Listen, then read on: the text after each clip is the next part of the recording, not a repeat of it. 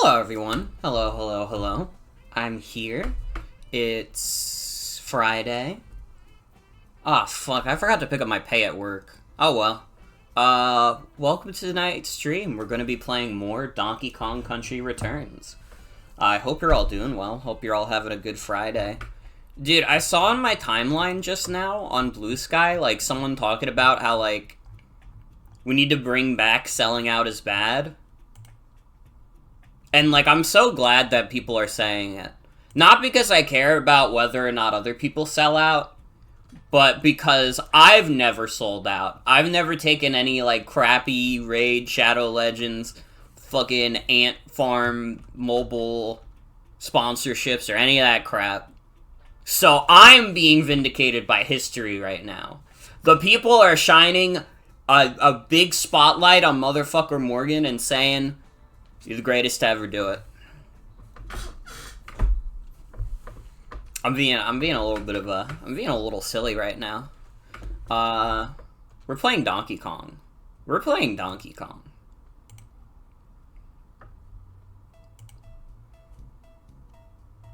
I didn't refresh chat from last night. Whoopsie.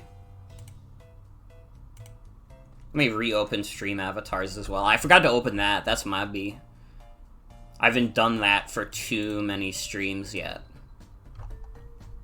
Oh, let me pause the Viridian. Let me pause Viridian City. Or Forest, sorry.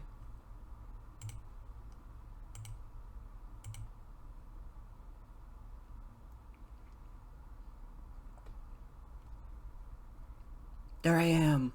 Okay. More Donkey Kong tonight.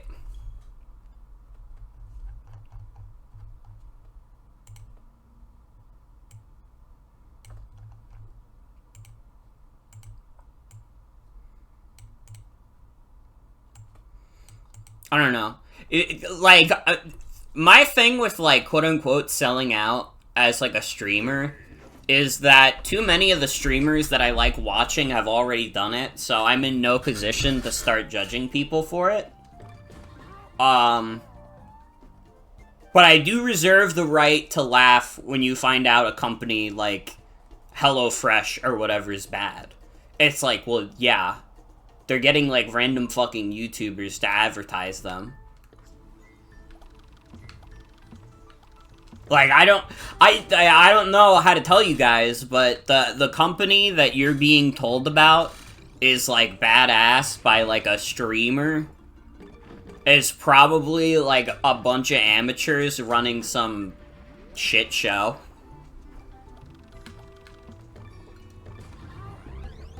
Like, dude, realistically, how many people are actually playing, like, Raid Shadow Legends because, like, a YouTuber told them it was good? Everybody already knows the deal that if a YouTuber takes a sponsorship and they say, like, this product is really good, it's actually, like, code for this company is, like, fucking stupid and their product sucks.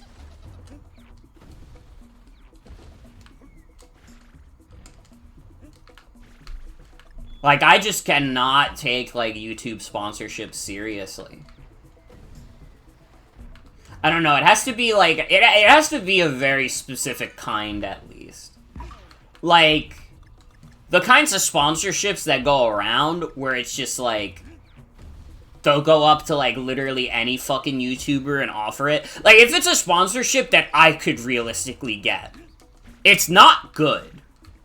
Cause, like, I'm some random fucking no-name on Twitch.tv. If they're coming to me and saying, hey, do you want to advertise this product? That product fucking sucks. Like, dude, I checked my Twitter DMs recently. Maybe not even recently. This was probably over a month ago at this point. Just in one of my, like, trying to compare my Twitter feed to Blue Sky feed. There was, like, this random, like, energy drink company that was like, hey, we're an energy drink company that works with streamers to make great new drinks. We would love to use your stream to, advertise our drinks and create your own flavor. And, like, Nobody's going to buy the motherfucker Morgan energy drink. I wouldn't buy the motherfucker Morgan energy drink. I don't like energy drinks. So the idea of, like, a random, like, energy drink company, like, sponsoring me is, like, it's absurd. It's absurd.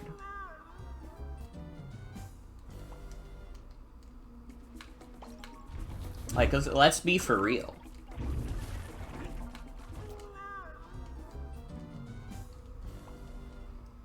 Like, I don't know. I don't even trust, like, YouTubers who say, like, Raycon is good. I bet Raycon is, like, straight dookie. It's probably, like, acceptable audio quality. I mean, they're decently pricey. They're probably acceptable quality, but you could probably just get, like, a better set of earbuds on, like, Amazon. Like, I don't trust any of that shit.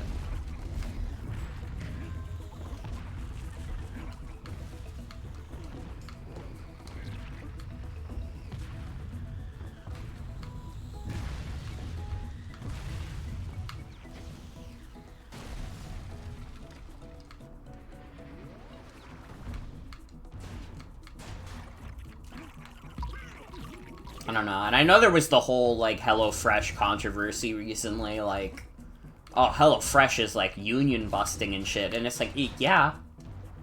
How did you guys, like, actually think, like, HelloFresh was, like, a good company?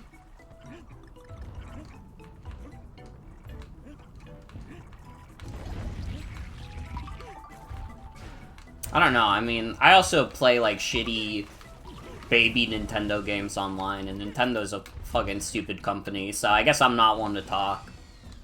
I'm just saying, though, listen. Do not trust any YouTube sponsorship. There was, like, a whole video recently about Honey, too. I have not seen that video, but Honey always seemed kind of suspicious to me. But I may be saying that also because it's, like, the only YouTube sponsorship thing I actually tried, and it, like, didn't fucking work. Like, it's one of those things where it's like, oh, you download the extension, and it, like, you know, it shows you coupons on, like, websites and stuff, and it's like, every website I would go to, no matter what, I would, like, see the coupon code, I would try to put it in, and it'd say, like, yeah, this coupon code doesn't work. And I'd be like, well, what the fuck do you want me to do about that?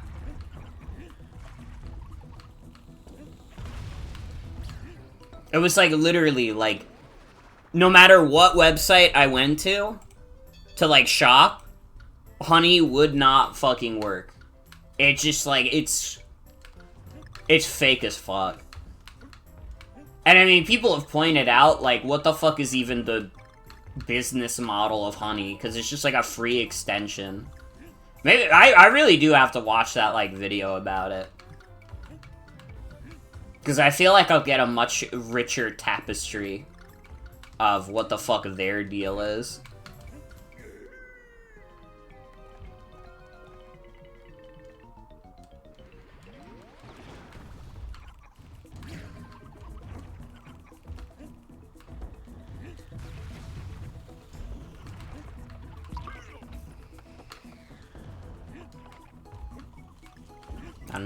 I don't know.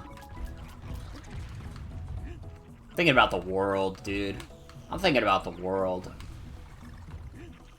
I was like, part of the reason I was late today was that I was at GameStop today, and I was like talking with the dude at the counter for like a while.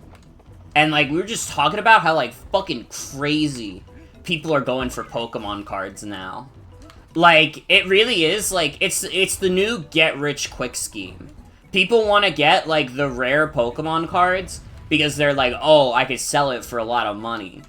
And that's on the chance that they get it. This shit is just becoming, like, gambling. To put it, I guess that's not even putting it lightly. That's just, like, it kind of is just, like, people are gambling away their savings, trying to buy as many Pokemon cards as they can, because, oh, I might get the rare Pokemon card that sells for a lot of money. And it's, like, crazy, because it's, like, literally, I think, and I didn't want to say it to him. I didn't want to say it to him. I was like, dude, this has to be the most amount of business that a GameStop has gotten in, like, fucking years, dude. I think, like, actually, if GameStop wants to get out of their debt, they should just become a dedicated card shop. Because that's the kind of thing that people are actually, like, going to stores lining up for. Because, like, again, like, with video games, it's dicey these days because a lot of people buy their games digitally. But, like, cards? I mean, if it's, like, a Hearthstone or something. But, like, Pokemon cards? I mean... Yeah, you get the digital code, but you're not going to be able to sell your digital copy of, like, Charizard. People don't give a fuck about that.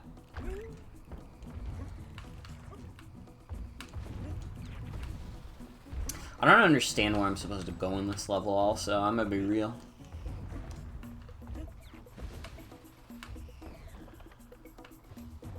It is kind of a shame that around the time I get into, like, collecting Pokemon cards is the exact time when, like, everybody's trying to get rich off of Pokemon cards.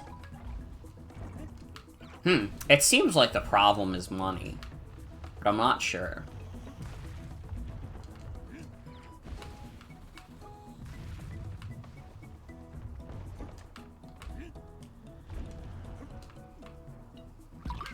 Oh, dude, I keep fucking this up. I don't even know if this is where I'm supposed to go. I'm gonna be real. I don't know where the fuck I'm supposed to go.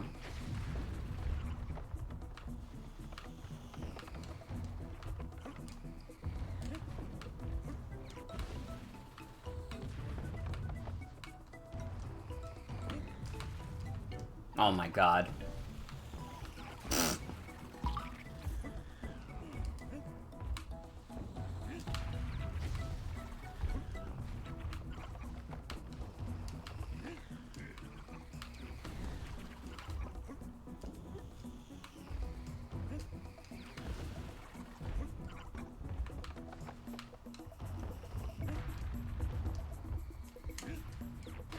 I need them to release more Ogre Pond cards.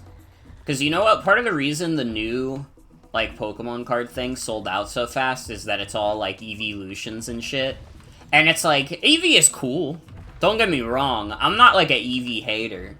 And I do like quite a few of the evolutions.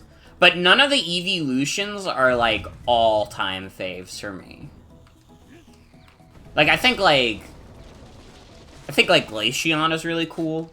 Sylveon's really cool.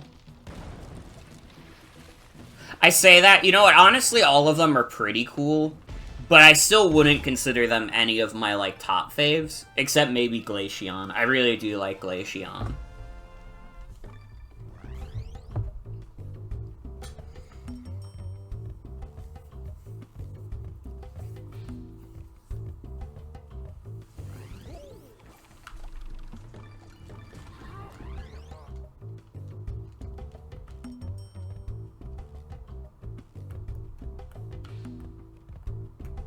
This game has the fakest OST in the world. That's okay. That's okay.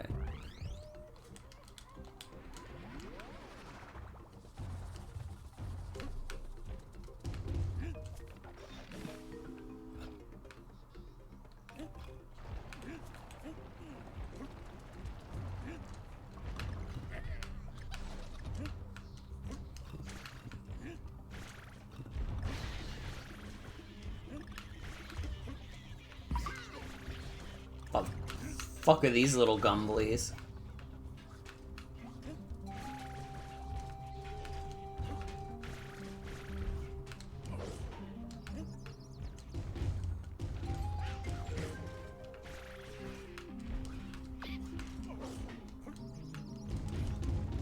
I understand now. Okay, that's cool. That's chill.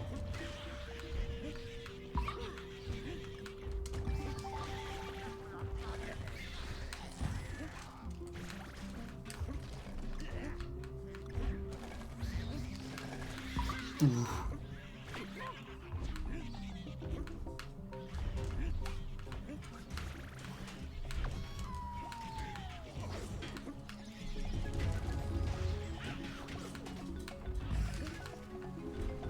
I like the little Gumbly mechanics.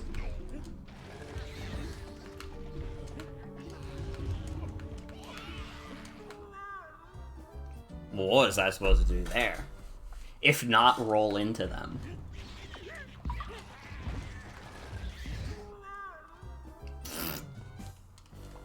Well. Game's telling me be more patient, moron. I don't wanna, though. I don't wanna.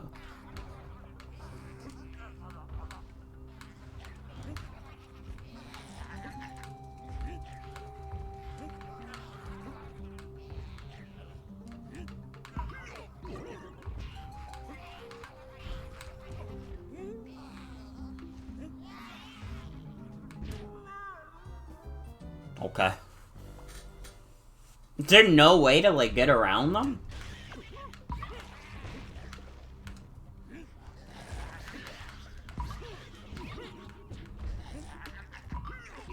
Dude, I can't believe this is, like, World 3. This shit is hard as fuck already.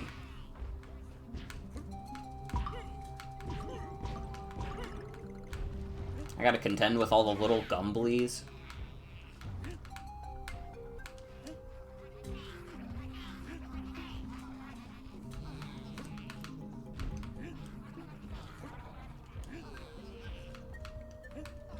Please!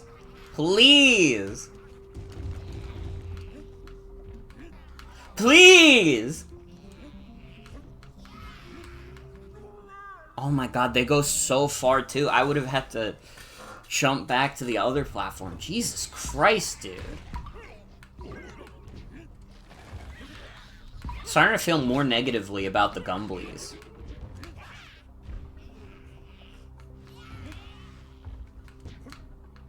Pokemon Center is dropping new plushes that are so cute and have magnets in them. Hold on, let me see.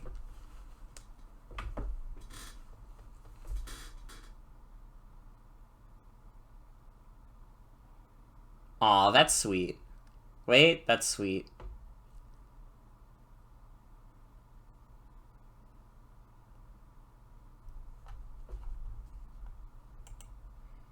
I love it. Hisui and Zoroa is such a good design. And hi, dear, welcome. Hisui and Zoroa is like... It's like the epitome of what, like, a really sad dog looks like. It's like, if Game Freak's intention was to make a Pokemon that looks like a really sad dog, they aced it. I think Hisui and Zoroa is so cute because it's, like, so, like, pathetic. It's so sad.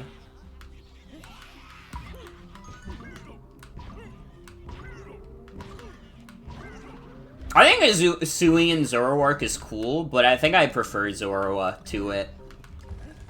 Just because the like, pathetic dog angle really does it for me.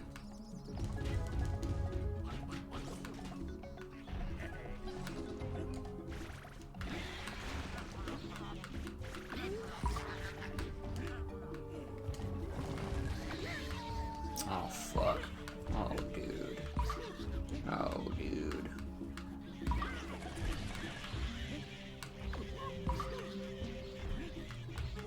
This game has, like, a strange obsession with, rooms where you fight a bunch of enemies. Sonic Heroes level design.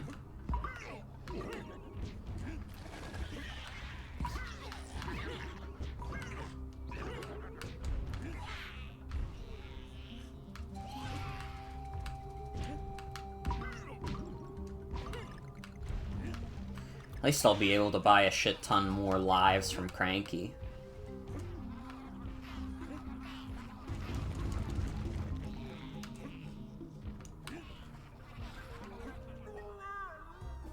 Fuck.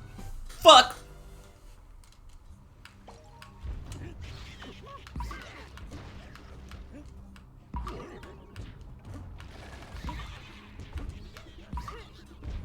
Man, if the game continues to kick me in the ass like this for the rest of it, I don't think we're beating this game tonight. I'm gonna stick with the plan, though. I think tomorrow I want to stream some Fortnite. Especially because, I'm gonna be honest, I don't know how long I'm gonna be able to stream tomorrow, because I got a morning shift on Sunday, so I'm not gonna want to go crazy late, like I usually do. I'm gonna have to be mature. I'm gonna have to be a fucking adult about it. But I still want to play some Fortnite. Because I got Hatsune Miku in the game, and I have to use Hatsune Miku to get a dub. It is my sworn duty to get a dub as Hatsune Miku.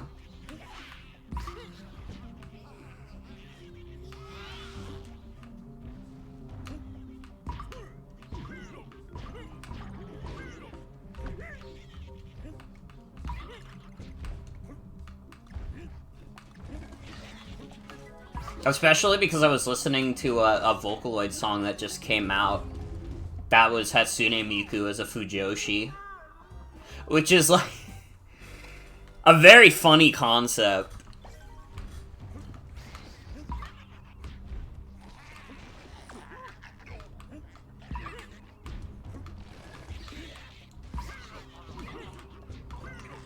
A pretty good song, too.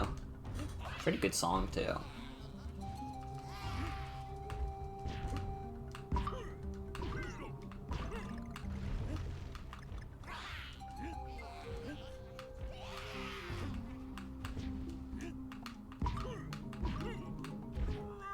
Surprised there wasn't anything beforehand. I mean, someone else might have written a song about Hatsune Miku being a Fujoshi. This was just the first Hatsune Miku Fujoshi song that I've heard. But I'm sure if you look out there in the beautiful World Wide Web, someone else has made a song about Hatsune Miku being a Fujoshi.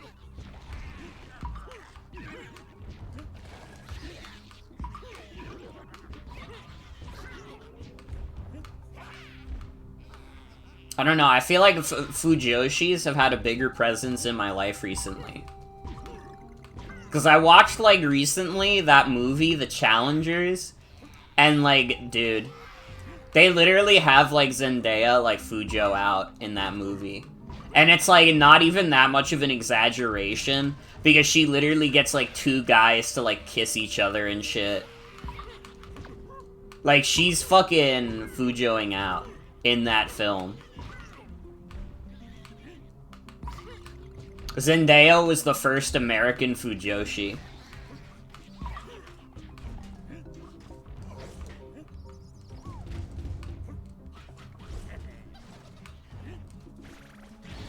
I can say that because the like time she gets like the two guys to kiss is supposed to be 2006. Like, I don't know, maybe there were American Fujoshis in 2006, but I don't know if any could match her power. She's like a terrible person in that movie, too. I, like, watched that movie and she's, like, cheating on her husband with, like, the other guy that she was, like, Fujoing out about, and, like, it's like, it's a crazy movie. It's a crazy movie. It's a good one, though. I liked it. I was surprised to hear that not a lot of people liked that movie, because I just watched it and I was like, that was pretty solid. But I don't know, like, Google reviews had it at, like, a 2.6, and, like, that's pretty bad. Because most of the time, if people are, like, Googling, like, a movie or, like, a video game, like, they're usually either, like, unanimously, like, oh, it's good, or oh, it's bad. Like, you'll notice it if you, like, look up a video game and you see, like, a little percentage near it that says, like, 89% of people liked this game. Like, you'll always see that kind of thing, and it was, like, 2.6 stars for the Challenger, which is crazy to me.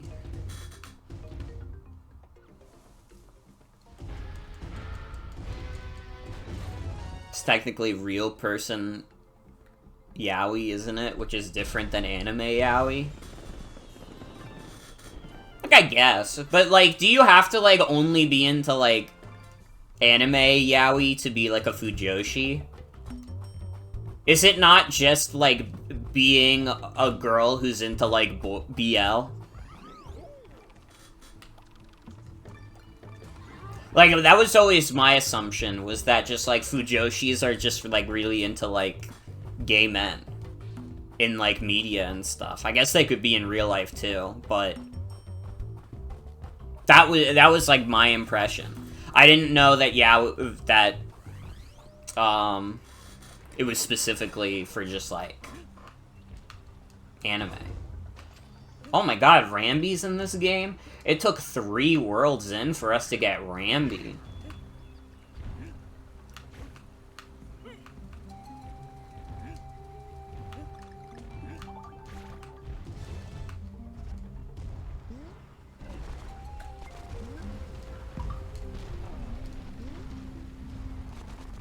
Guess so, but real person fiction is on a whole nother level.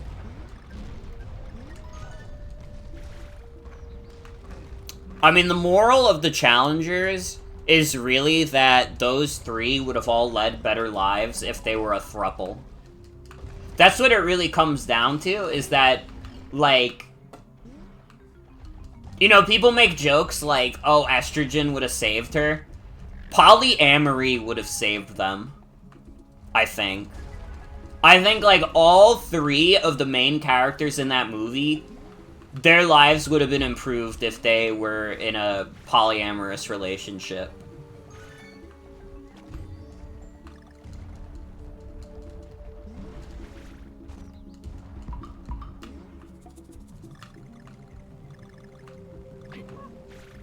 Oh, goodbye, Rambi. No, wait. Hello, Rambi.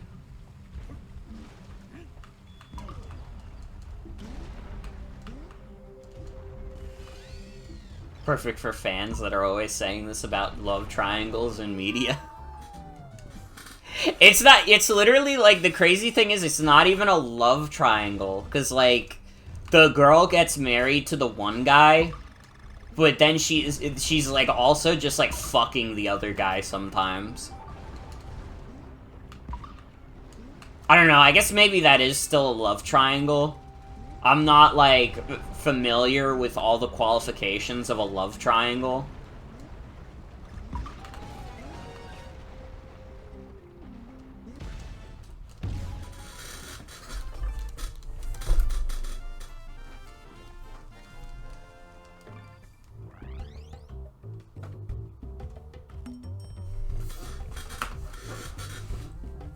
See, the thing with, like, love triangles in most media is that it's not like polyamory would save them. It's usually that the 2, like, people who are going after the one person would be, like, better off if they were in love with each other.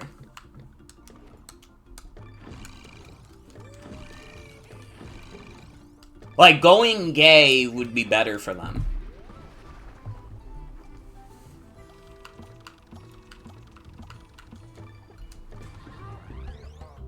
Because there's always, like, usually the problem with, like, love triangles is that the one person who's being sought after is, like, the odd one out. And the one without much chemistry with the other 2. So, like, it's like, you gotta cut out the middleman. You gotta get with each other.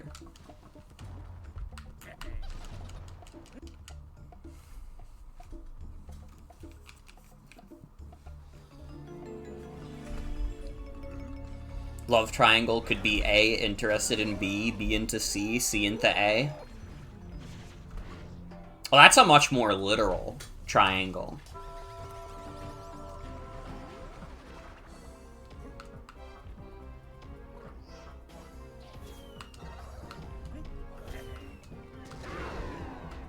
Oh, I can just lob them back at this guy?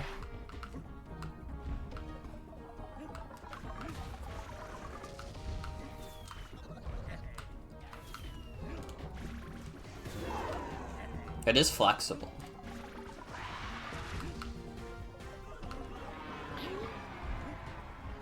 I mean, I'm not a person who's like... Well, no, I can't say I'm not interested in romance.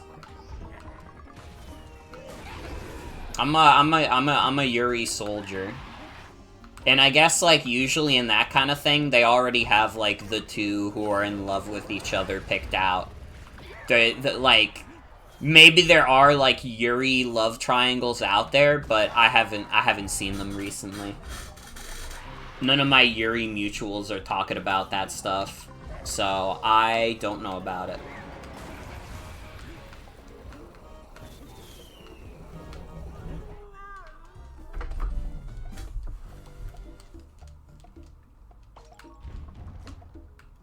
Can't read popular Yuri, it's all high schoolers. Well, I don't read Yuri about high schoolers, so jot that one down. It's literally that easy. You don't have to read stuff exclusively because it's popular. In fact, it's good for the human spirit to be into something that literally nobody has heard of in their fucking life. It is, like, good for the soul.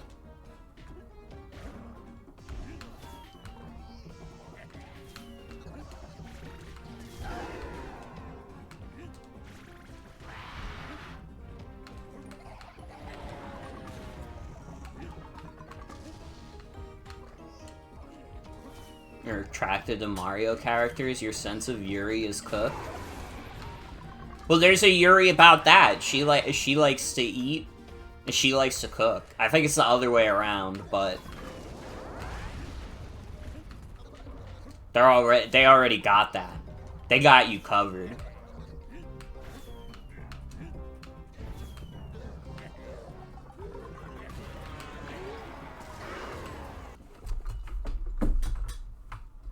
Not what you meant?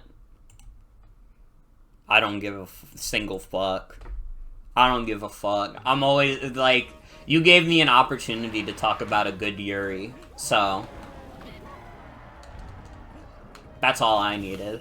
There was also, oh my god, I wish I remembered the name of it, but there's, like, a really good Yuri manga about these two older women who are into, like, you know, like, fashion and stuff, and, like, makeup, and, like, hashtag girly stuff that people would say otherwise they were, like, too old for.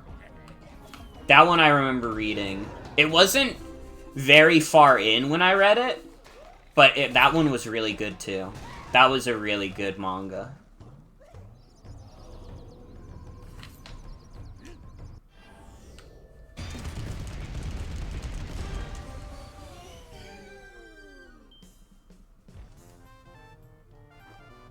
You gotta look behind the surface. Heard of a toxic Yuri involving office worker women called Black and White? I don't think I've heard of that. Hold on.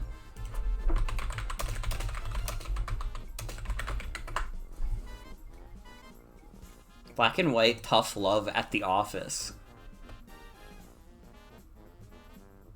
Damn, this really is toxic as fuck. I'm looking at the cover of it, and they got, like, bruises and shit.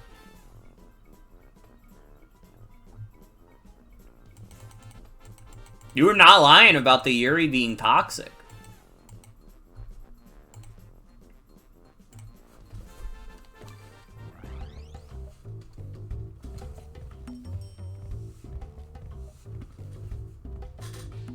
It's a little more toxic than you were looking for. And they fucking hate each other, dude. They fucking hate each other.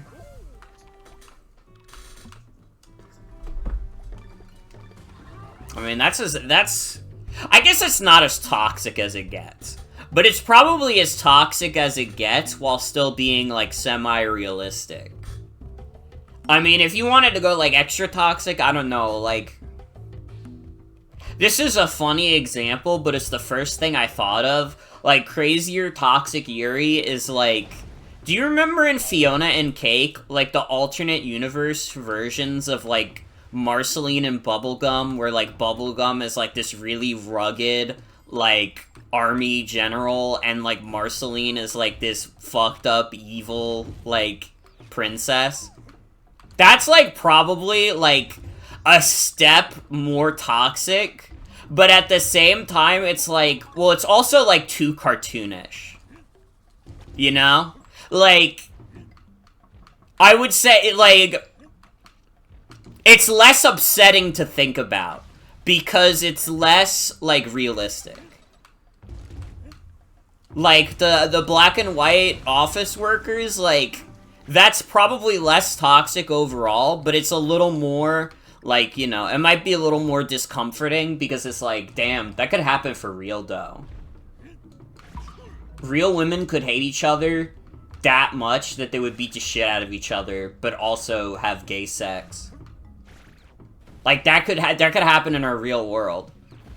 The stuff that was happening with Bubblegum and Marceline, though, that's not replicable. It's not replicable. Oh, hi, Lily. Welcome. I am playing Donkey Kong. Welcome, welcome. I was talking about Yuri, too.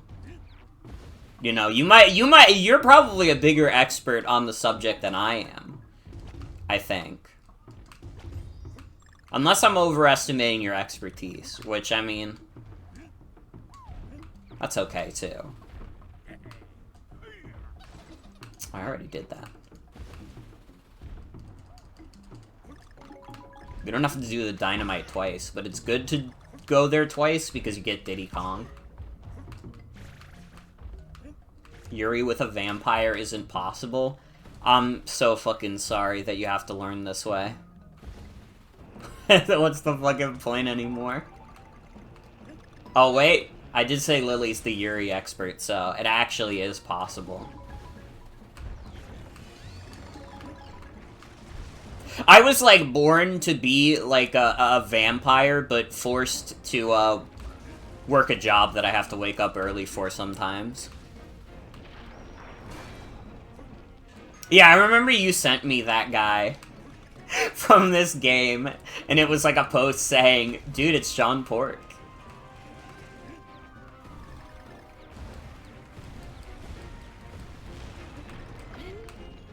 Oh, fuck.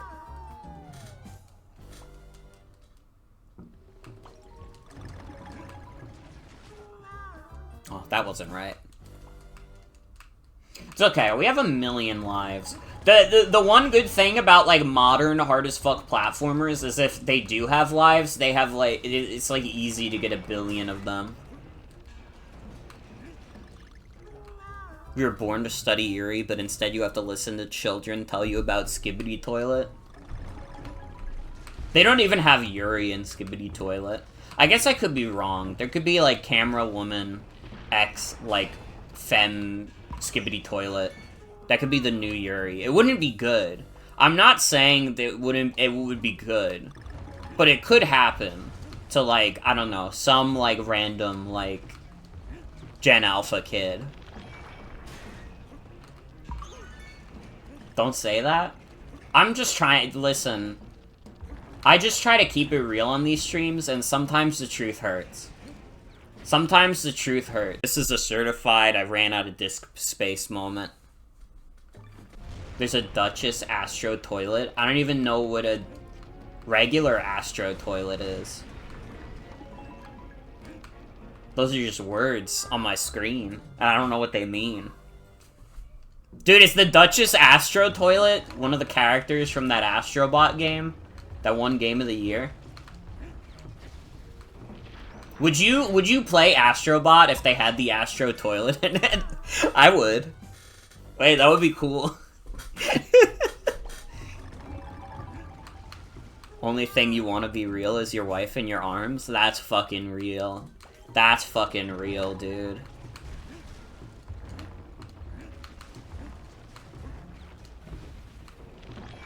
I'm still, like, a little bit on the hopium that Astrobot comes to PC. Just because I don't ever want to become a PS5 owner. The PS5 is, like, a not very appealing device to me.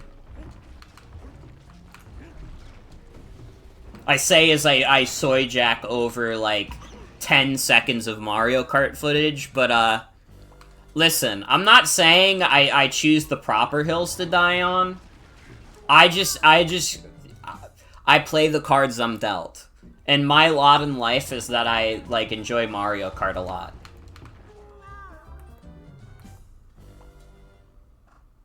You're still mad that your girlfriend watched you get gifted the Skibidi Toilet back bling and just continues to think it's hilarious.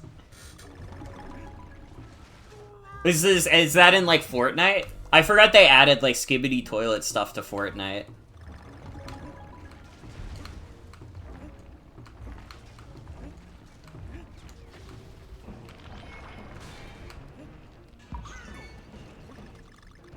It is funny, but also, it was even funnier that I was seeing, like, a lot of my friends who are really into Fortnite talking about, like, guys, do not buy the Skibidi Toilet cosmetics, because the guy who made Skibidi Toilet, he's a bad guy, and you don't want to give him your money. And I'm like, not wrong, but it's just, like, extremely funny.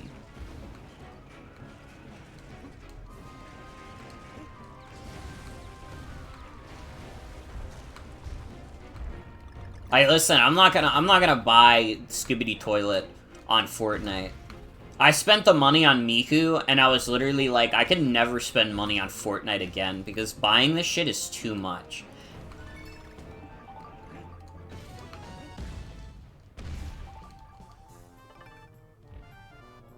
It'd be very funny to gift Skibidi Toilet to a substitute teacher.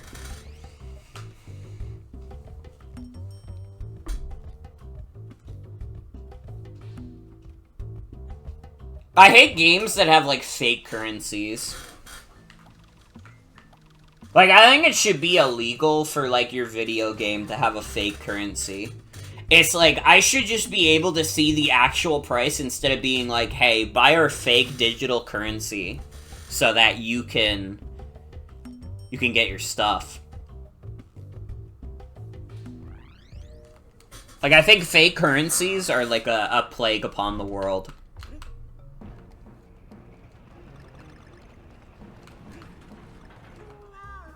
Only give Warframe a pass because the prices aren't dog shit due to DE being Canadian.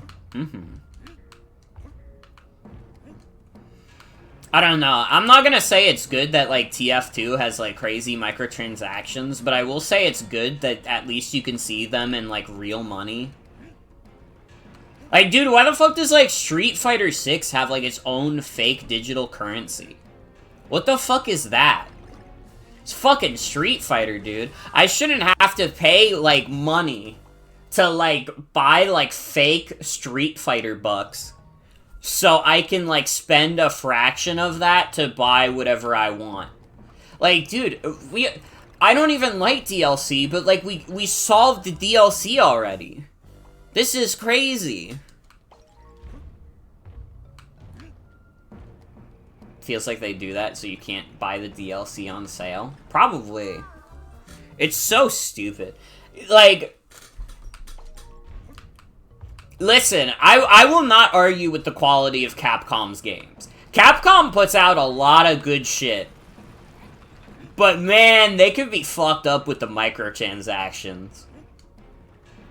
They got, like, microtransactions on, like, all their AAA games. And a lot of the times, it's like, but the game is so well designed that you don't even need to interact with the microtransactions. Because it's like, oh, Resident Evil 4 Remake. You could buy to give yourself an advantage in the game. Brother, Resident Evil 4 is one of the greatest video games ever created. Why the fuck would you need to buy an advantage for Resident Evil 4? Are you crazy? It just, like, ruins the design of the game. You would literally have no reason to buy it. It doesn't make any sense. And they have it for, like, Dragon's Dogma and, like, Street Fighter and shit. And it's like, it's not necessary. It's not necessary. They're crazy. And they've just been doing it for years, and again, they get away with it a little bit because it's like, you cannot argue too much with, like, the quality of a lot of modern Capcom projects. They really, they've come around since, like, they kind of had that slump period in the 2000s.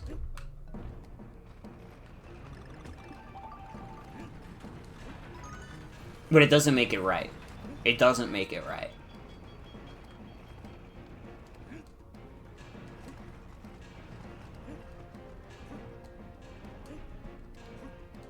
But yeah, that's my Capcom rant.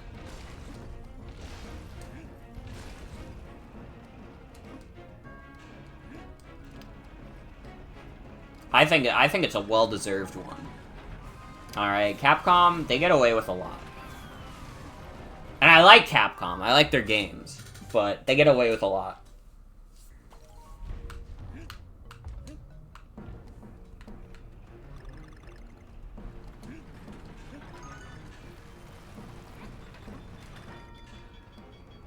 This is an irate Morgan rant. Marvel vs. Capcom? More like Marvel vs. Crapcom! What the hell? I'm gonna have Unboxo Man say some crazy words now! Hi guys, this is me, Unboxo Man. I just unboxed the new Capcom exclusive Street Fighter 6 Jury pajama skin. What the hell? Are you some kind of crazy pervert, Unboxo Man? No, I would never do that.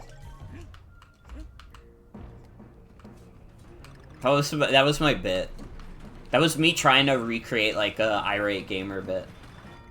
Oh my god, I remember the Maple Story guy that shows up in one episode. How's Minecart Hell going? Hi, Bicklin. It's going okay. That's going okay. I haven't gotten mad yet. I mean, I was complaining about, like, Capcom microtransactions, but not about Donkey Kong. I would never insult my friend Donkey Kong, even though he did make me pay $60 to play his Wii game.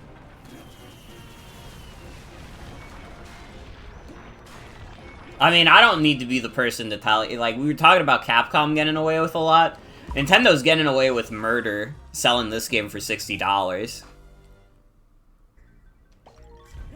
Although they're probably just trying to get whatever money they can out of this because everybody's just waiting for the Switch 2 at this point.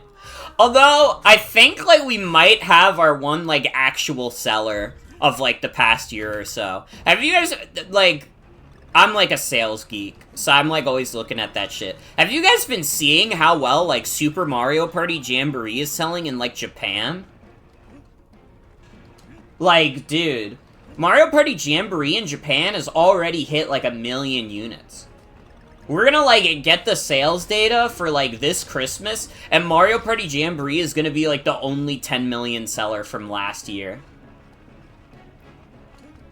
Which, I mean, deserved. Mario Party Jamboree is really good, but it's also kind of funny, because it feels like they released, like, a few games that they were expecting to be, like, bigger hits, like Princess Peach Showtime and Echoes of Wisdom, and then it was like, no, everybody just wanted Mario Party to be good again. World isn't that hard, but it's still your least favorite part of this game. Is this, like, entire world, like, basically just, like, minecart sections? So far, it seems that way.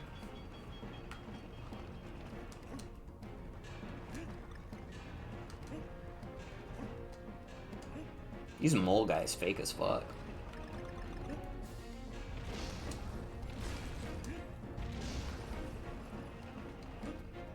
There's some rocket barrel, too. Oh, good. So there's, like, one is a kick in the nuts, and the other is getting punched in the face.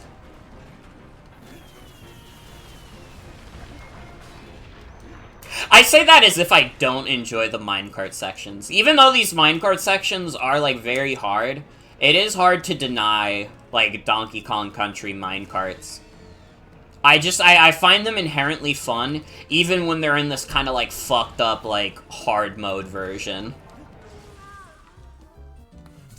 Rocket Barrel does just kind of suck, though.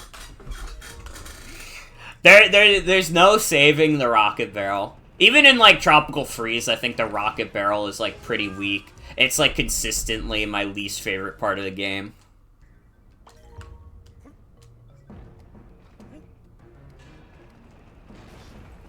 Like, I think about the one really stupid one in Tropical Freeze, where it's, like, the rat one in the cave. I don't like that level. That's, like, a level I never, like, look forward to revisiting.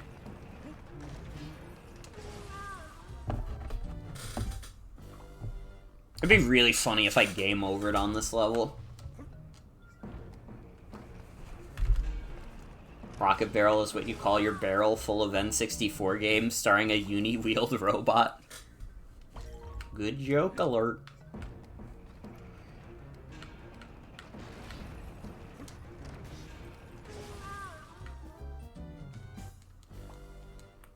Would you smoke a blunt with the irate gamer? I just, I don't know why that phrase entered my head, but I thought about it, and, like, irate gamer would definitely be the kind of guy who gets really scared when he's high. Because he just, like, imagines, like, spirits all around him. Like, he made that one Facebook post about, like, being at, like, his grandma's or something, and, like, sensing, like, ghosts and being like, oh, they want me to all make them feel better.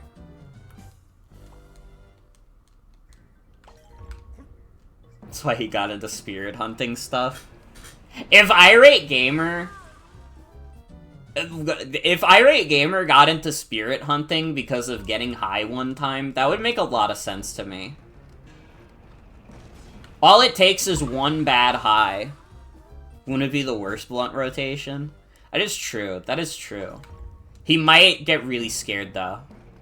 Why do I know about what the Irate Gamer posted on Facebook? Because other people posted it on my timeline? Duh. You think I'm going out of my way to look up the Irate Gamer Facebook? The crazy thing is, the Irate Gamer Facebook is probably one of the more compelling reasons to use Facebook, and I still wouldn't do it.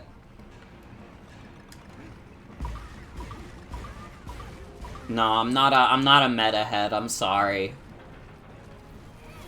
It's so funny that that company is called Meta now, because of the metaverse, and it's already, like, the metaverse is, like, dead. Has anyone, like, aside from me, in, like, the past 2 years, said the phrase, the metaverse? Everybody thought that was gonna be the next big thing. Can't call yourself a real Irate fan?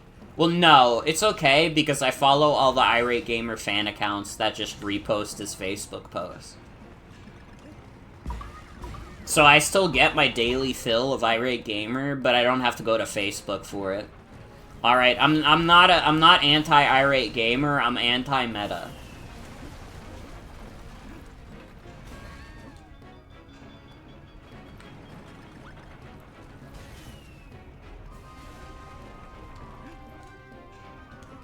This is like Anton Blast.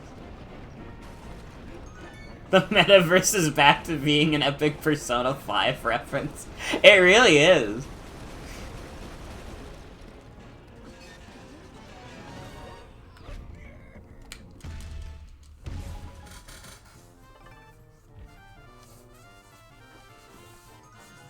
Like, it really is crazy that, like, all metaverse stuff feels like outdated jokes now. Kind of the same with NFTs. NFTs went down that route really quickly, too.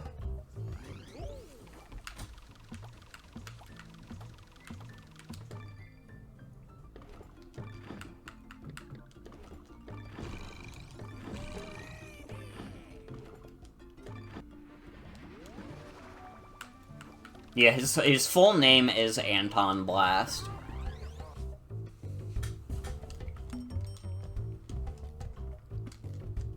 He said that in the game. He was like, my name's Anton Blast, and I'm gonna beat the devil in his ass. Dude, that was like an Irate Gamer bit.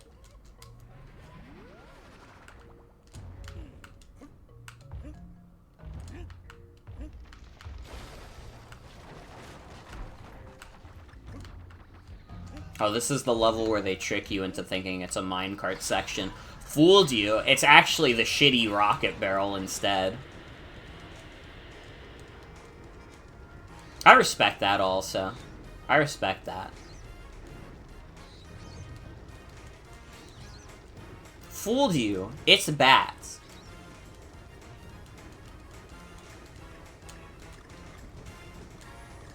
See, it's actually funny because it's like Rocket Barrel is kind of like the opposite of Minecart, where it's like the average Rocket Barrel segment isn't like that hard, but it's also just not good. It's not fun. It doesn't feel right to control. It's dookie. Poop coming from a butt. Yeah, it's tedious. Okay, going up is not the way to get past that guy. I mean, the Rocket Barrel is going to be harder in this game because, one hit and you're dead. There's, like, I basically never die to rocket barrels in Tropical Freeze.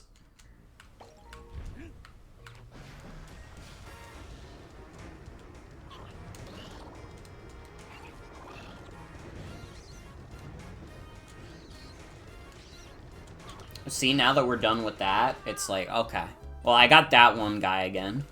I got that guy with the glasses.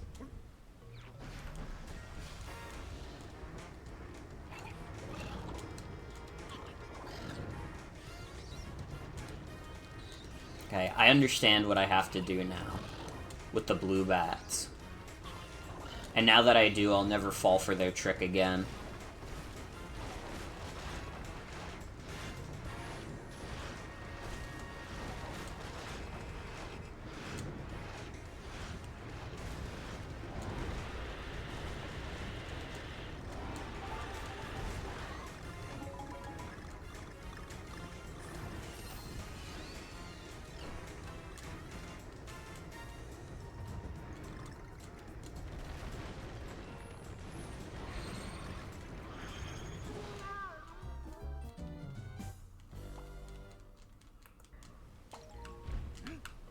Dude, I just, like, imagined a nightmare scenario in my head, which is just, like, Mark Zuckerberg for president. And I got, like, really upset about it.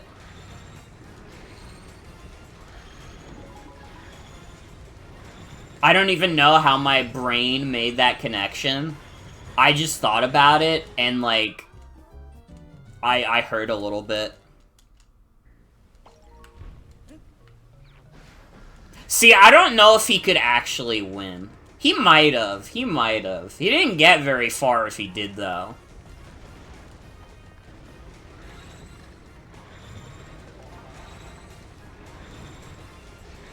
I feel like, I don't know. Nobody really likes Mark Zuckerberg, is the thing. Like, I feel like you get a lot of fanatics for, like, Elon, obviously, and even Elon is, like, a deeply unpopular person, despite that.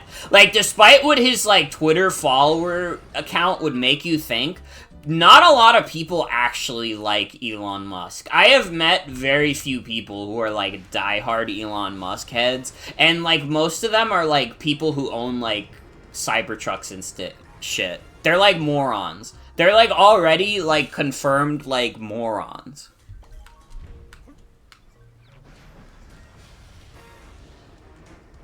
I feel like, I don't know, Mark Zuckerberg is even less popular, though. Who the fuck likes Mark Zuckerberg? I feel like you never hear anybody be like, oh man, that Zuckerberg, you know, he really did his time. He earned his money. There's, like, nobody on Earth who's, like, a Mark Zuckerberg guy. Except maybe Mark himself.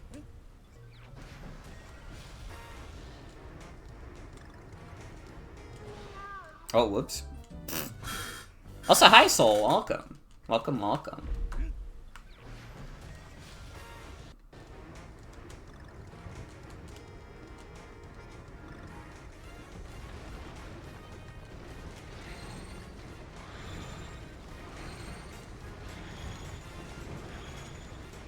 I think the strat is to try to stay in the middle as much as possible so we can just dive up or down when necessary. Oh, what the fuck is this? His super laser blast. Penis blast, you have to die.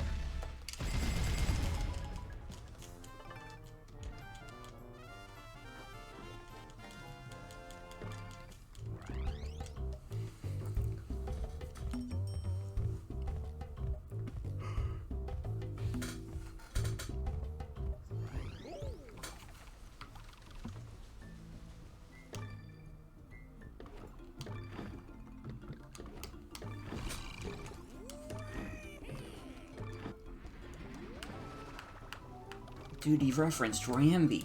I know that guy.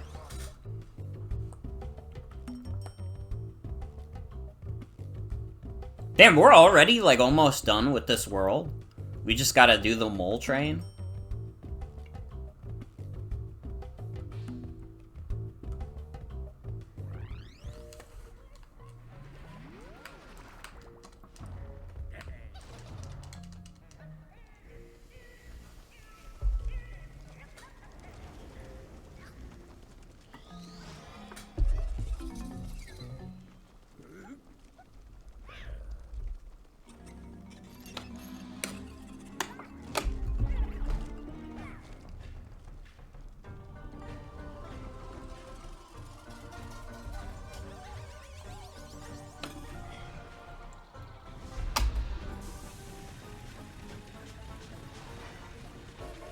Dude, he's making them crazy.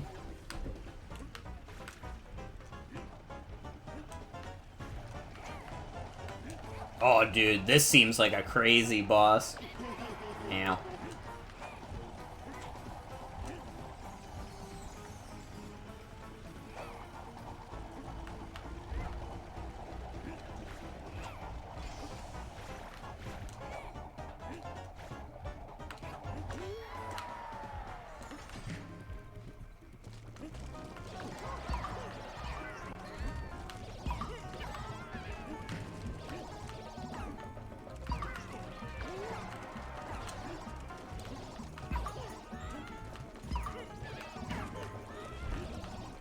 I guess the thing with this boss is just be bold, motherfucker.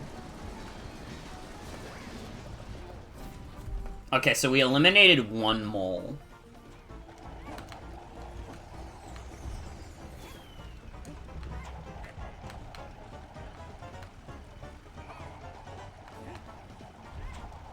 Oh, I died. Well, it would have been nice to have Diddy still, but oh well.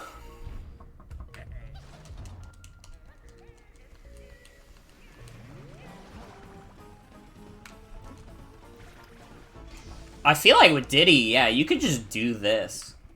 And, like, instantly get on their train.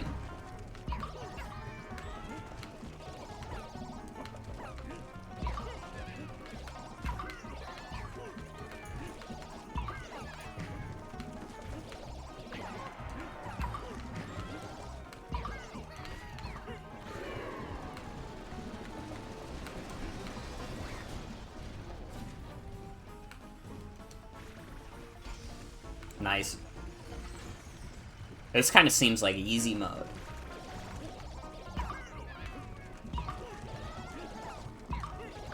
I'm, like, afraid now that we're in, like, a later phase, like, one of them's gonna, like, show up with a spike on their head or something. And it's gonna throw me off.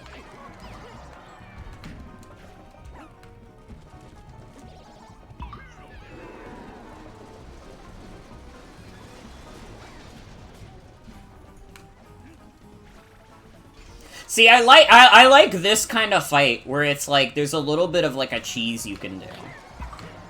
What can I say? I like me some cheese. And it's like, it's not like it's something that completely breaks the fight, but it, like, trivializes, like, one part of it.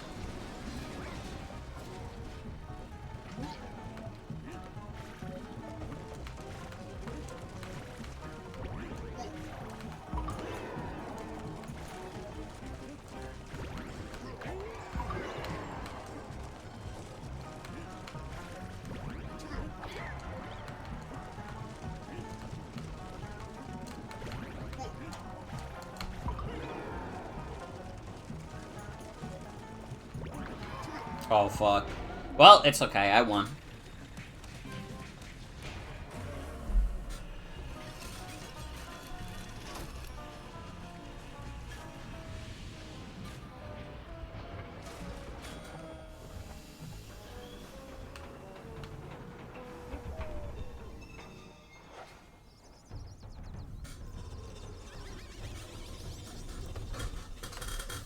Hey, you! Get off my mole!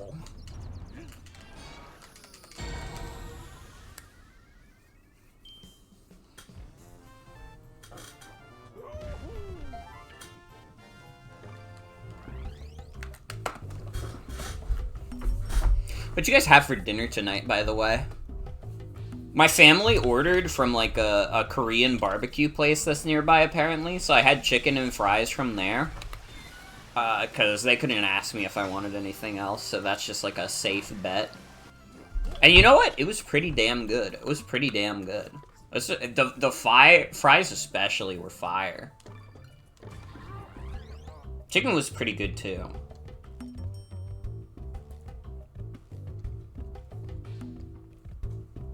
But I mean, I'm a fries girl at the end of the day. You give me good fries, and, like, I'm yours for life.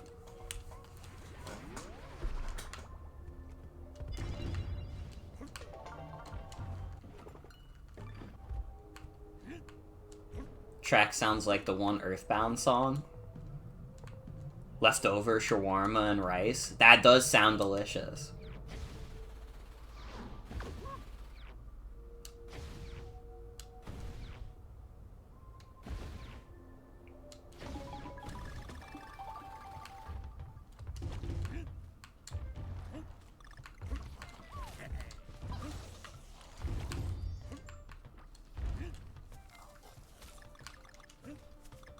Oh man, dude, I need to use the bathroom really bad. All of a sudden, it just hit. Hold on. Let me put on some music for you guys. I'll be right back.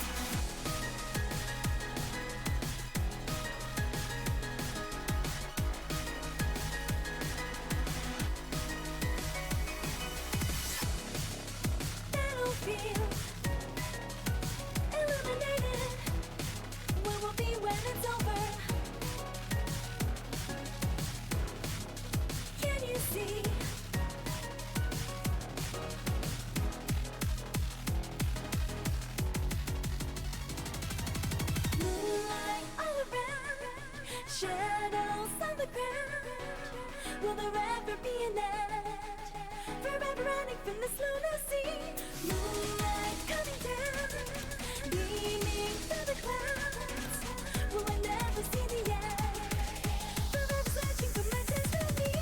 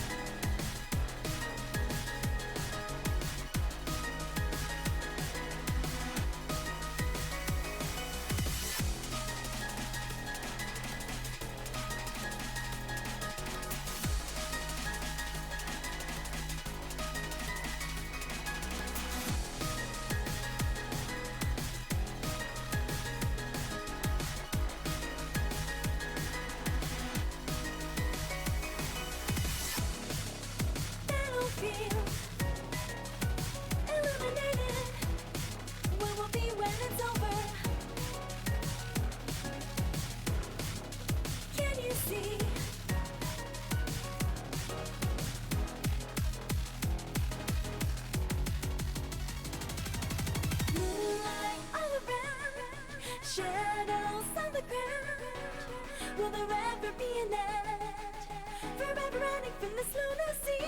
Moonlight coming down, beaming through the clouds. Will I never see the end? Forever searching for my destiny.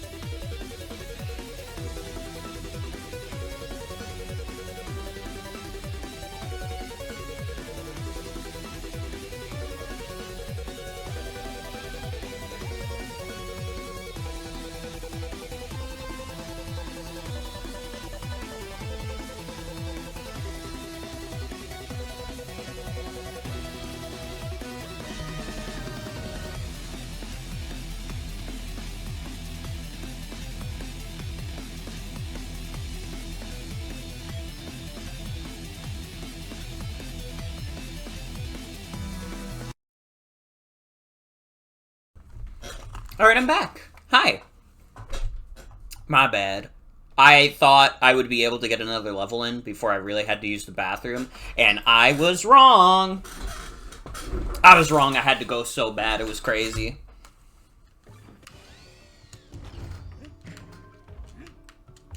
If I had waited another minute, I was probably gonna, like, fucking shit my pants. And I'd be no better than Ed Sheeran at that point. And dude, if my streams are comparable to the Shape of You guy, it's like my career is over. Or my career has started, but history will not look upon me kindly. And frankly, I don't know which one is worse.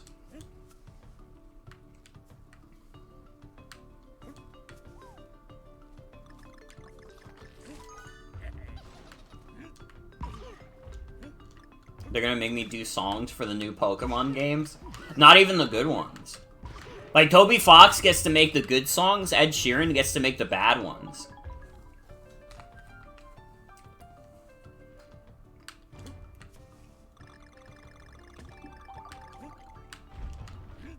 You know, it's funny, I still have not, like, listened to Ed Sheeran's song that's in the new Pokemon game.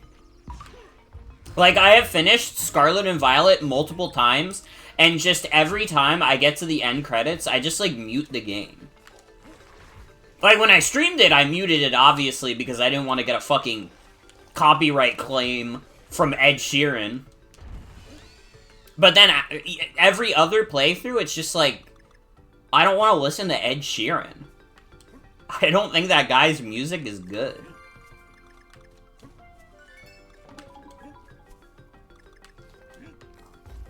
only know of the song because everyone gets VOD muted for it.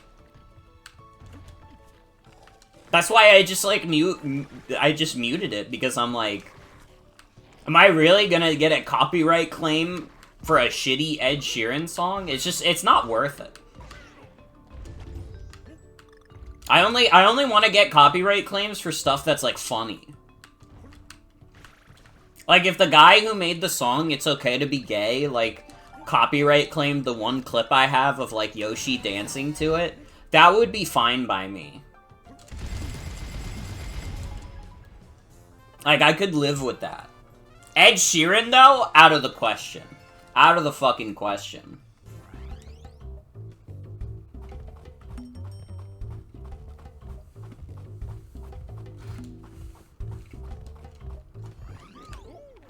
You know, in life, you gotta pick and choose your battles.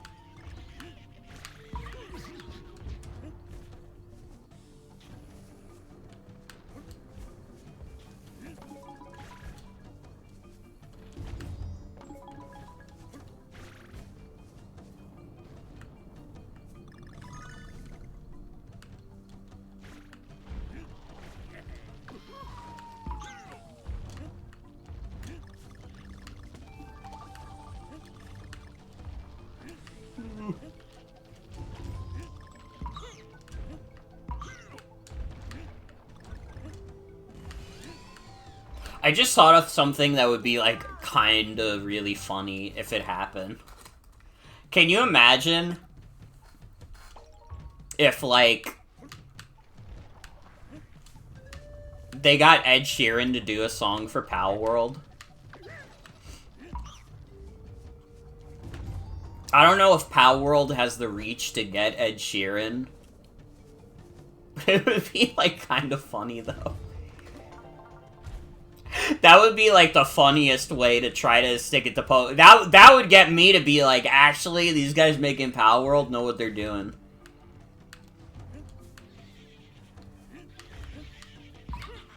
Oh, yeah. I know about the blowing mechanic. Honestly, the way people always talked about this game, I thought it was gonna be, like, a bigger thing. But it seems like it's mostly for, like, collectibles and stuff, which this isn't gonna be a 100% playthrough, so I don't mind missing that kind of thing.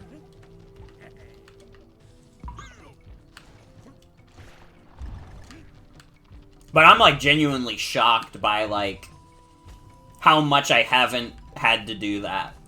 I think there's only been, like, a single, like, required moment of doing that thus far, which was the one leaf pile that was covering, like, a drum to hit.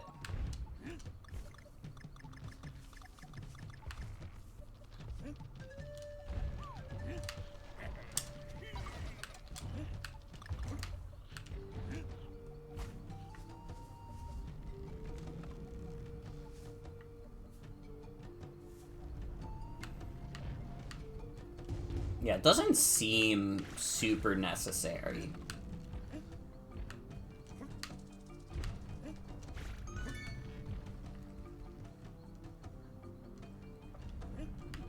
More games need a below air button for no reason. True.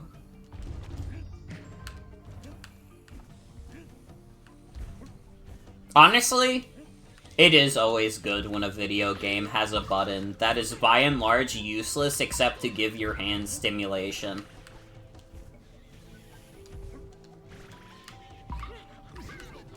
This is where Pizza Tower dropped the ball, because you think the taunt button is gonna be useless, but then it has parry potential.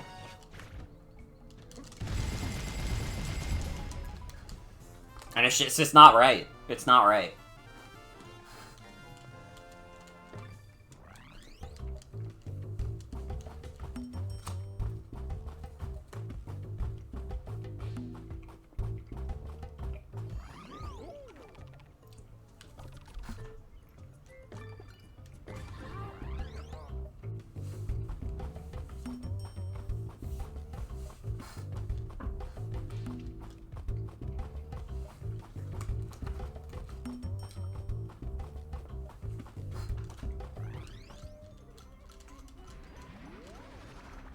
Honestly, I guess the bigger thing that kind of got people with this game that I remember is, like, doing, like, the like, hits like this. I'm pretty sure you had to do, like, the motion controls for that. And I know that ticked people off. I feel like that's, like, one of the biggest criticisms I see lobbied towards this game. I'm a Wii freak, though, so maybe if I had played it on the Wii, I wouldn't have even minded. Although, it's gonna be so weird to play the Wii version now, if I do, because it's gonna be like, dude, it's like a bizarro version of this game. You had to shake to roll. Damn.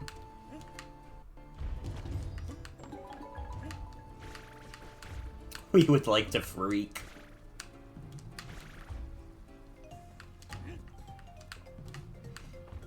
Don't mind it too much, but you get why some have a problem. I guess for any game that's, like, quote-unquote more on the hardcore side, people fucking hate motion controls for them. There's very few quote-unquote hardcore games out there that are, like, motion-based. Like, people don't even understand... Like, there are people out there that don't even understand why people like gyro and shit.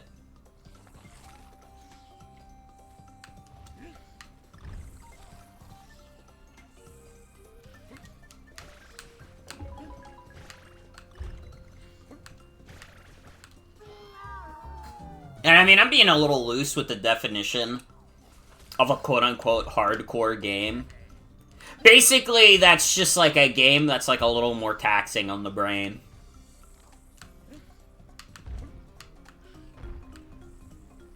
Like, I don't know, if I was thinking like a game like that that uses motion controls and like is pretty good with it, No More Heroes is definitely one of them. No More Heroes would not be the way it is without the, like, Travis Touchdown jerking off the Wiimote. That's literally, like, that's the... And you guys know I don't love using this word. But it really is, it's the heart and soul of No More Heroes. It really is. If Travis couldn't jerk that thing the fuck off, literally, what are we doing here?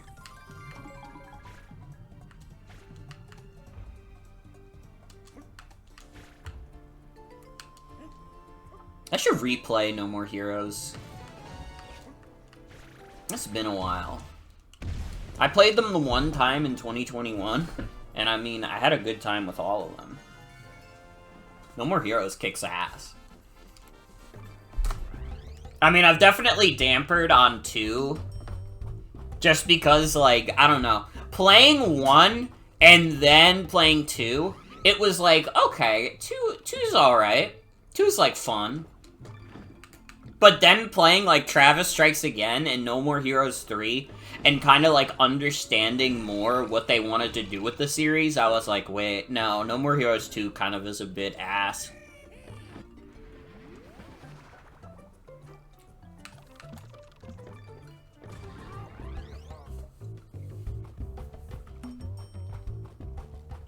It just doesn't have the same vibes.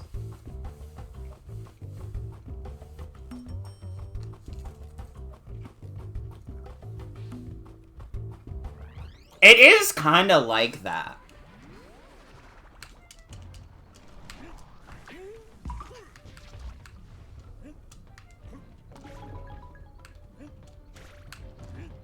Three definitely seems like it's a divisive game.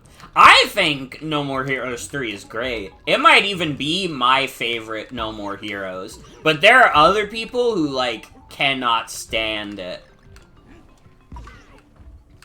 It definitely, like, seems very much like a you love it or you hate it kind of game.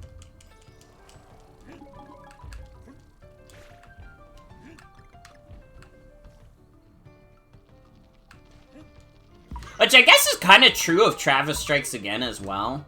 Although that's even more so. Because, like, I don't know.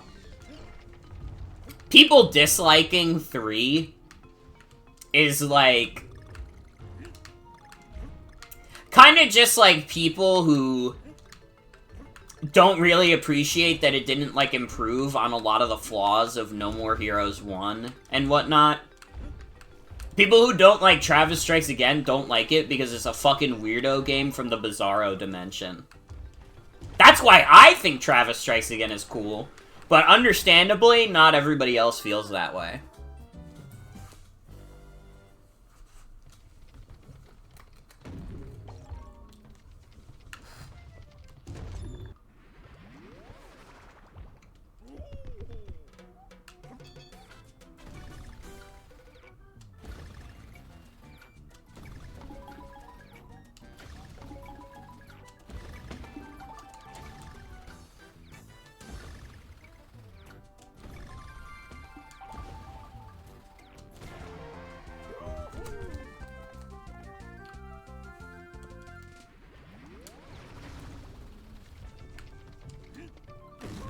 Ow.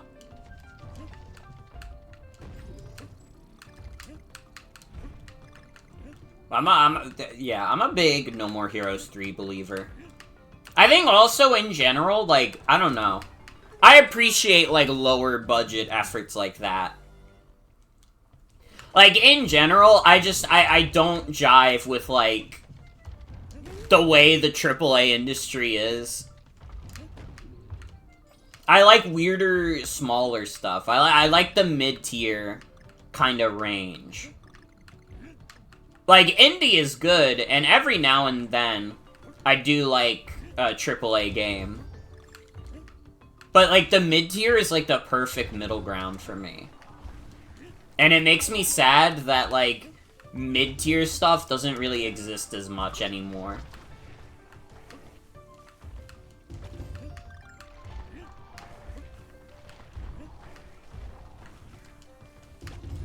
I should play Visions of Mana one of these days, because apparently that game is, like, really good, and that feels kind of like more of a mid-tier game.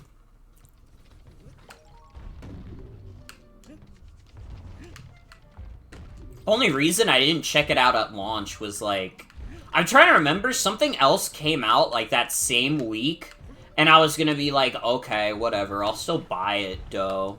And then, like, the next day, it was like, oh yeah, everybody who worked on this game got laid off. And I was like, oh. Well, that's really cool. This is a great video game industry we're having.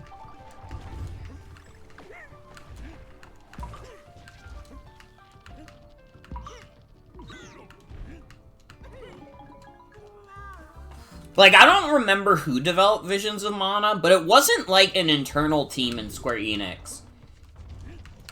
It was, like, a smaller team in a different studio, and, like, basically the same day that Visions of Mana came out, that team got laid off. Or, like, shut down. And that was just, like, I don't know, man. It soured the mood, for sure. It soured me from wanting to check out the game. And it's a shame, too, because, like, I don't know, I would like to see more Mana games. I played the Trials of Mana remake, and that game was really fucking fun. So I'd probably play Visions of Mana and, like, really enjoy it, but we'll see when that happens. It's gonna have to go on, like, a deep sale. Or I'm gonna have to waive the sales, if you catch my drift.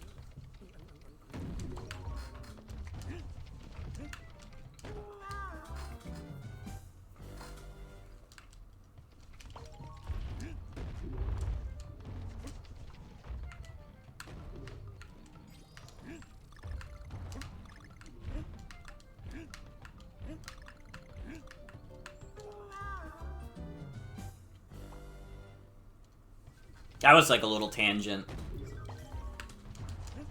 I like, that's my shit. I like mid-tier games. Give me more stuff like No More Heroes. Give me more stuff like WarioWare. I'm on it. More stuff like Trials of Mana. Because I'm on that shit.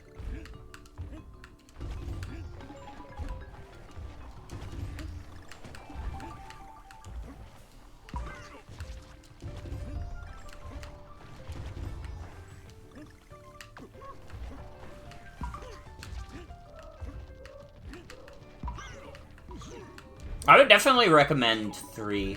And I would say, like, it's probably good to play Travis Strikes Again anyways.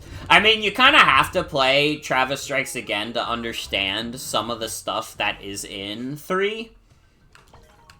So it's good to play it for that, but also I think it is, like, if nothing else, I think it is, like, a very interesting, like, art piece.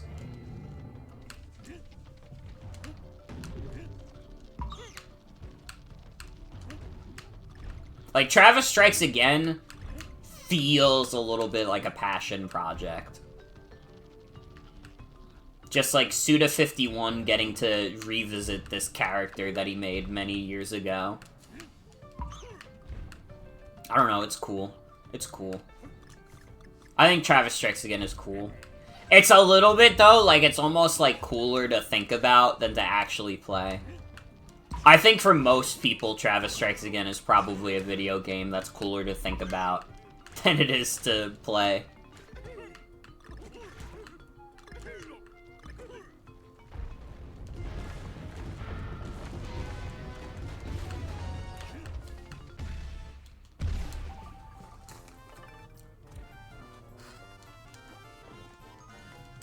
Hope Suda51 shows up at the Switch 2 Direct. Honestly, that would be dope. Because what has he been up to? What has, like, Grasshopper done recently?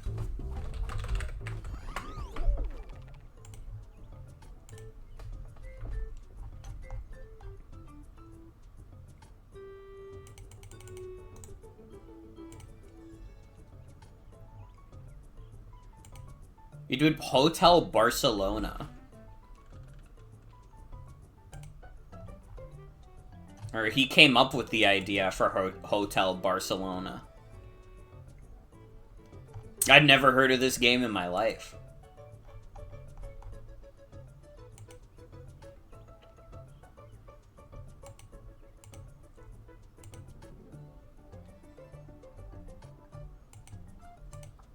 It's apparently not out also. It was supposed to come out last year.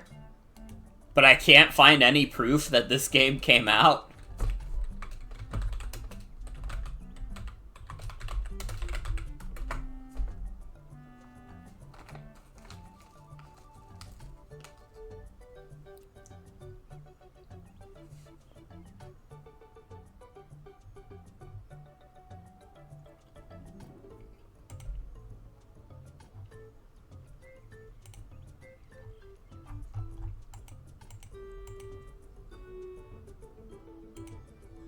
Interesting. Interesting.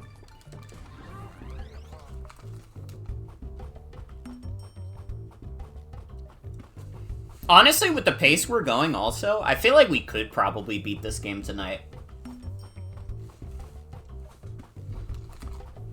Might get a little late, but that's okay.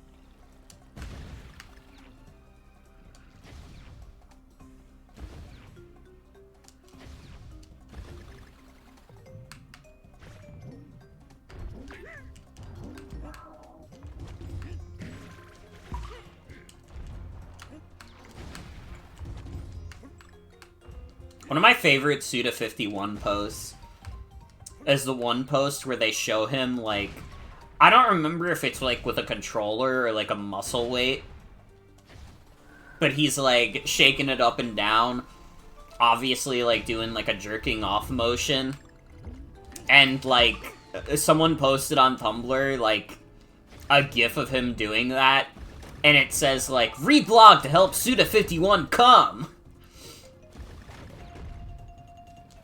It's, like, disgusting how many times in my life I've thought of the phrase, reblog to help Suda51 come. It's like, no one person should be thinking about that phrase that much. Unless you're, like, really, like, attracted to Suda51, I guess. If you, like, think, like, Suda51 is, like, drop dead sexy, it would probably be good for you if you thought of that phrase a lot. You would probably be like, I want to help him do that. Well, not probably, you would. You just would.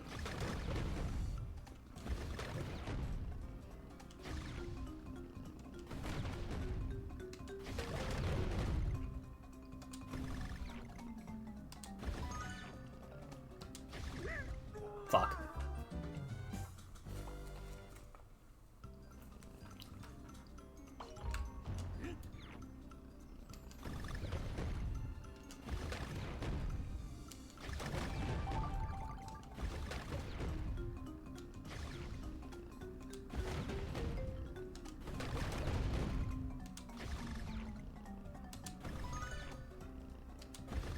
Let's go. I figured it out.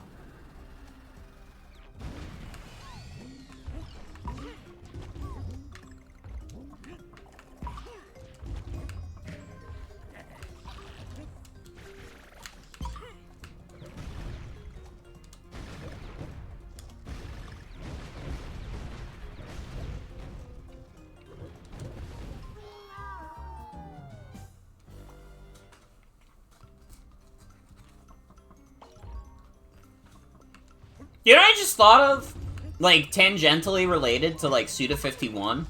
What the fuck is the deal with the Lollipop Chainsaw remake that came out?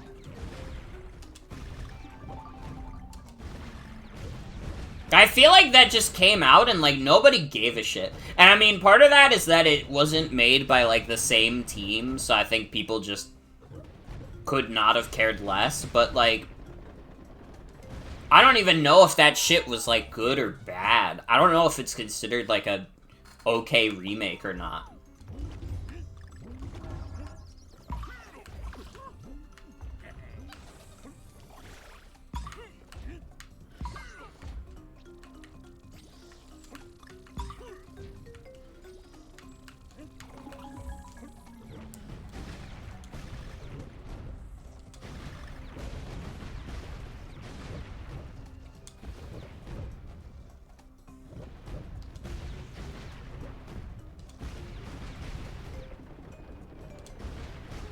Fuck. Oh, dude, that window is small.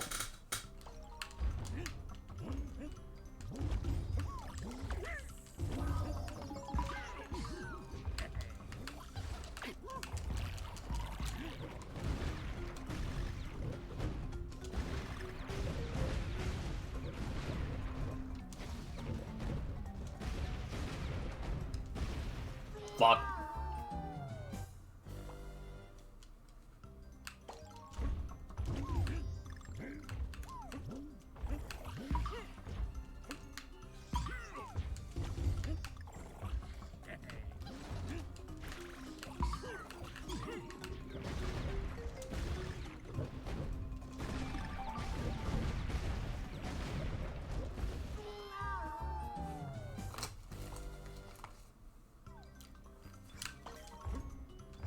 It's a good thing I have, like, 1,000,000 lives, so, like, the amount of times I'm dying here, like, literally just doesn't matter.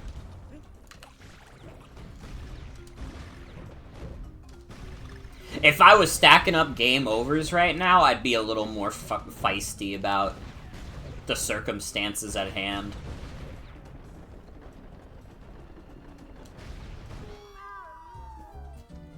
What the fuck is those teeth, dude?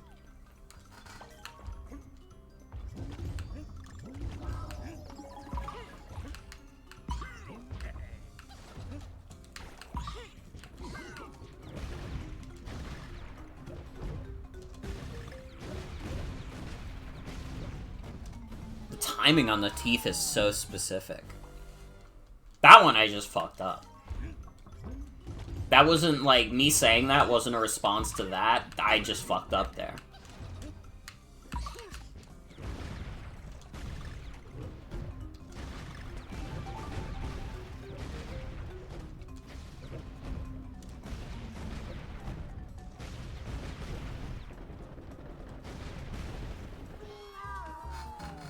It's so fast.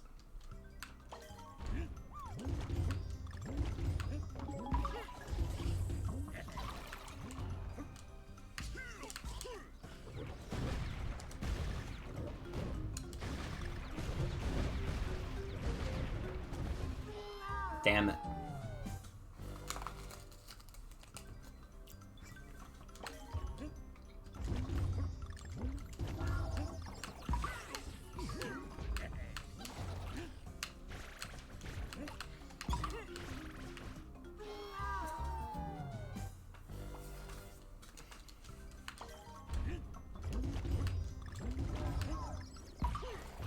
God, it's really funny to, like, think back. I mean, I say that like it was a long time ago. It was literally a few days ago.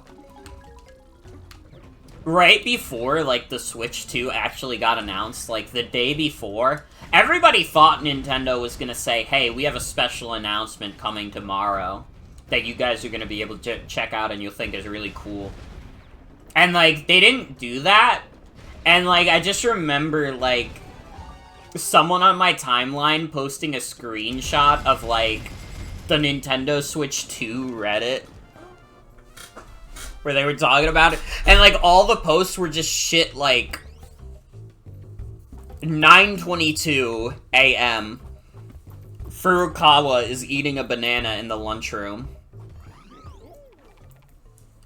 Like, they would just make up scenarios that, like, Furukawa and Miyamoto were getting involved in as, like, the reason why they haven't said anything about a Switch 2 announcement.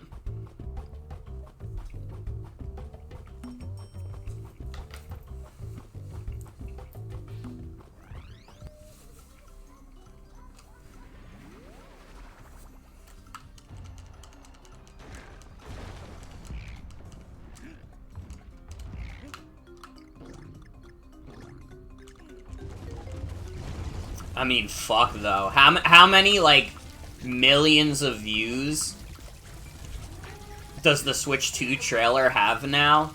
That, at the end of the day, they really didn't need to, like, do a pre-announcement. I think a lot of people kind of doubted it because of that. I kind of thought also, like, I don't know, is this happening today? And then it's like, oh, it doesn't matter because it literally became, like, the #1 trending thing anyways on YouTube. Is the bugs level? Have fun? Uh-oh. Is bugs not good?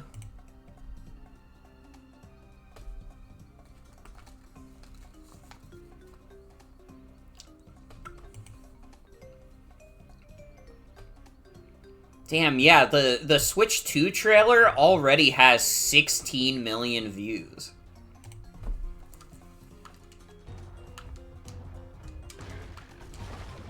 They didn't have to hype that shit up for anything. That's already, like, more people have seen the Switch 2 trailer than people who bought a Wii U.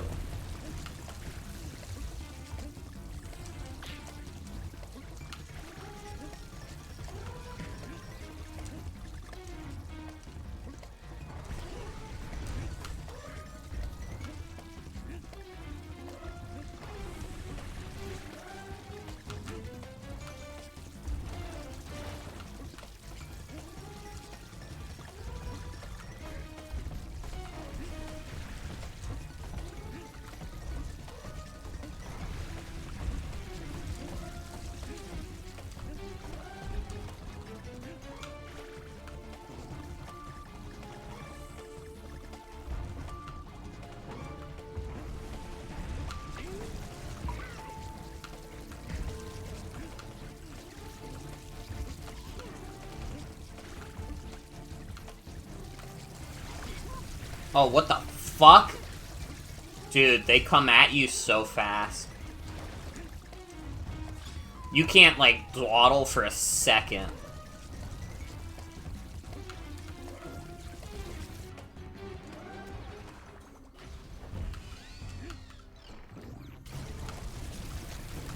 Oh, Jesus Christ. Okay.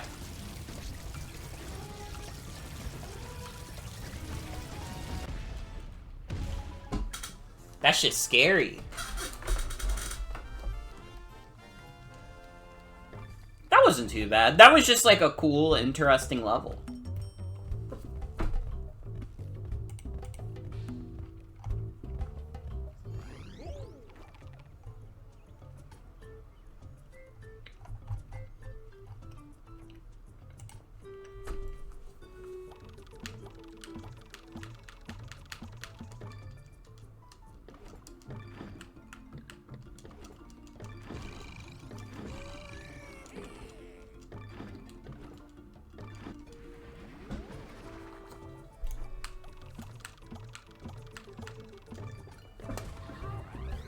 Alright, boss time.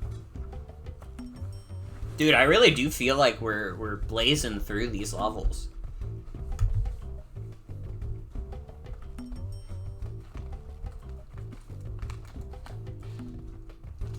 I feel like the average amount of time it's taking us to do each level is, like, pretty good. Because you gotta keep in mind, even though we've been at this for almost 2 hours, it's, like... We also had, like, the intro, which was, like, 10 minutes, and then we had, like, the BRB, which was probably, like, another, like, 10 minutes.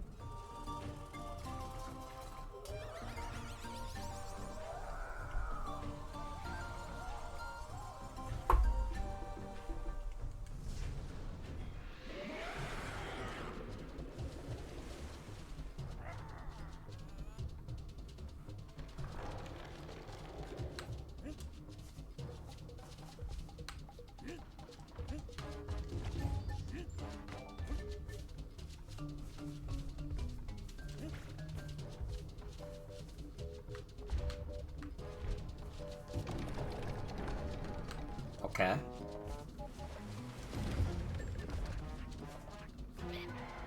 Ow.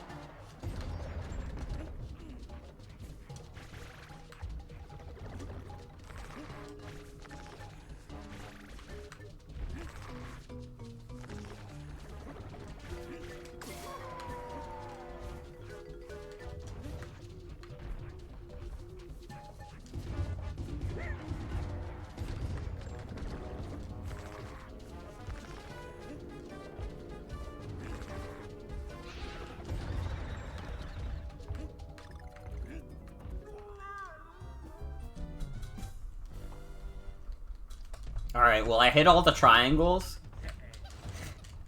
Next time, we're gonna hit all the triangles and also hit the enemy.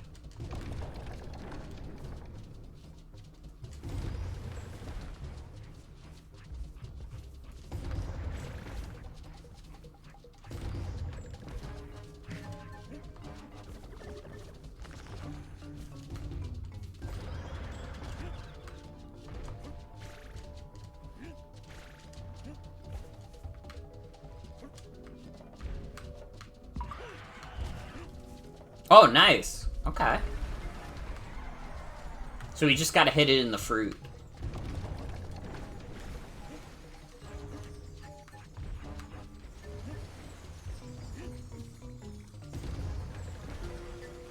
Hitting people in the fruit is typically their weak spot.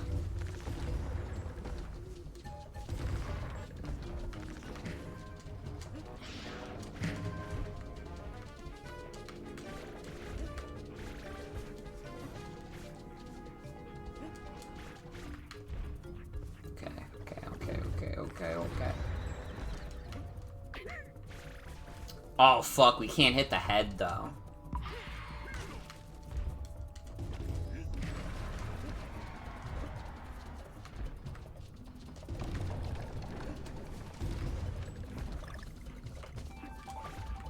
This is interesting. It's a bit of a weirdo fight, but it is interesting.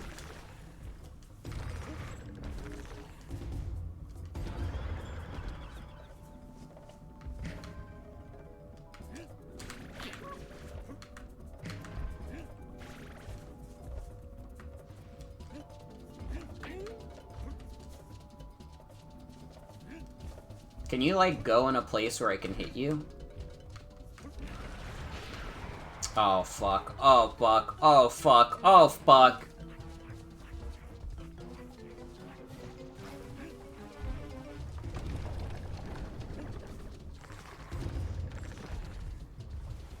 Son of a bitch, dude. Okay, it's okay. We made 0 progress, but we got our heart back, so it's literally fine.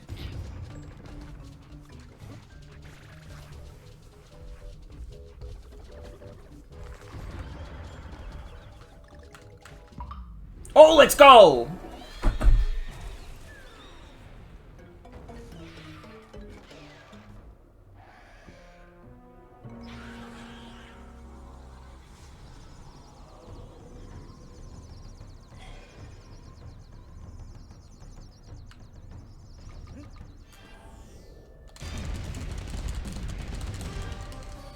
Get fucked.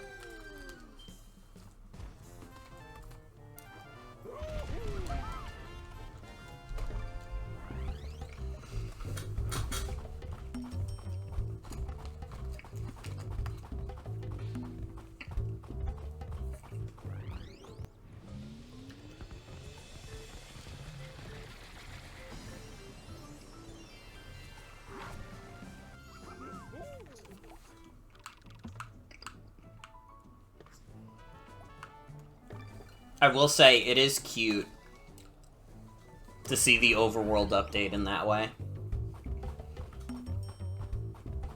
I don't really think Tropical Freeze ever does anything like that. It's like a cute touch.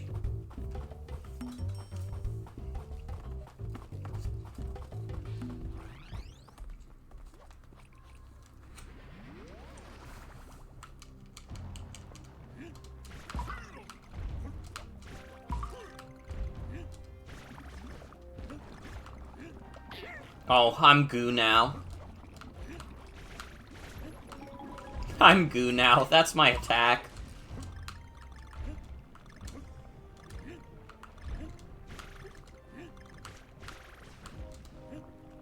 We gotta tell W. Bush about this level. He would get a kick out of it.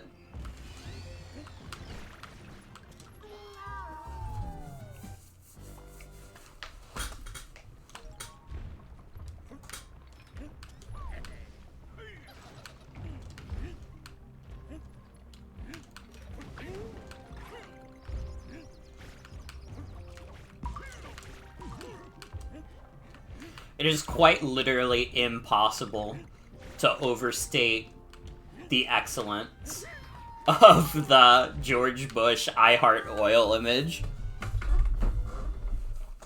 DK could fight off the US military. He probably could, honestly.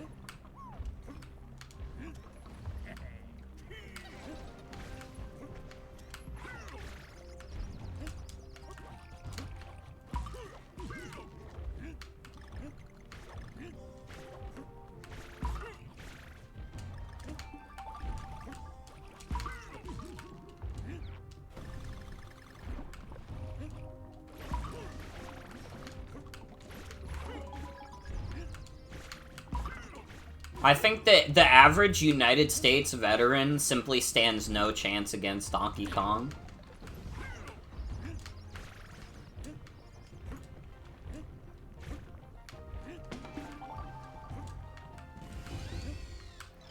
God, that does, like, anytime I think of the military now, I think of the funniest, like, veteran that I've ever seen that had, like, a shirt that says, like, I think it was, I think it was, I fought in Vietnam, don't thank me, I was drafted.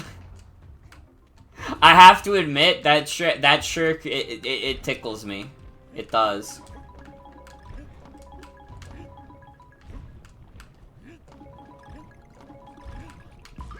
It's a little bit like, yeah, I didn't want any part in that. I had no choice.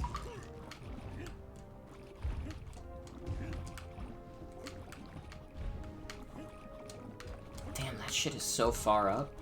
How do I get to that?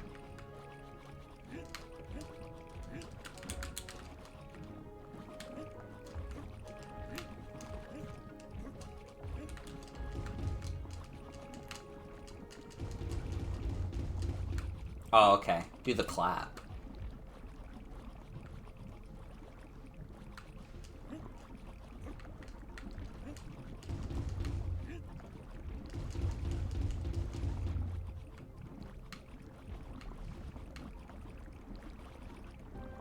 Could these guys come over here? Oh, I guess I could just kill them. And that works fine. I still got the DK! Let's go!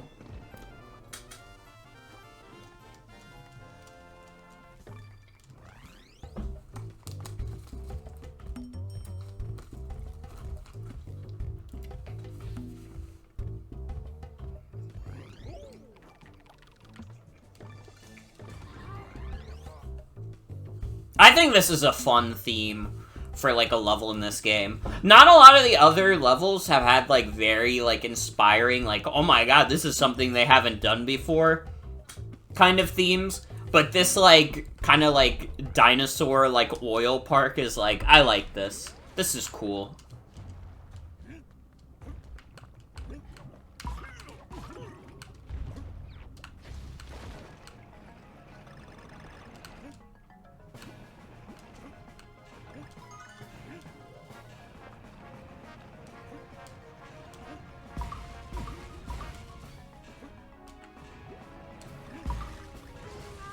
Ow.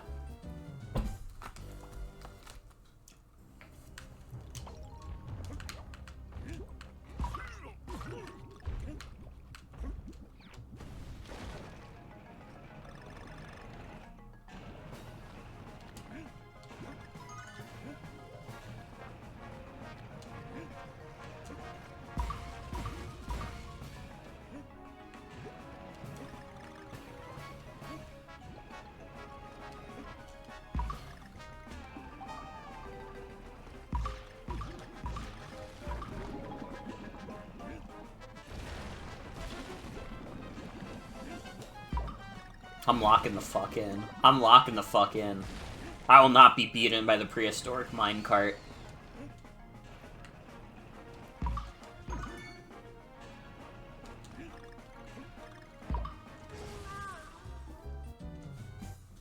Need to hit the jump button after.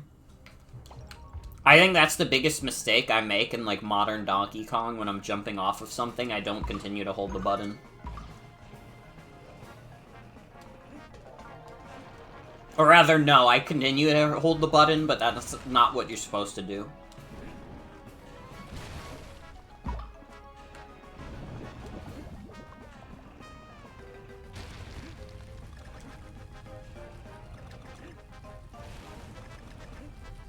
Like, dude, come on, how is this cool?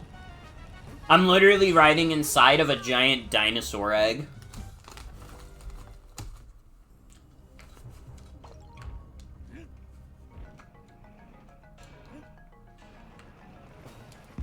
See, like, a lot of levels up to this point have been, like, fine. They're, like, they feel, like, very, like, standard DKC fare.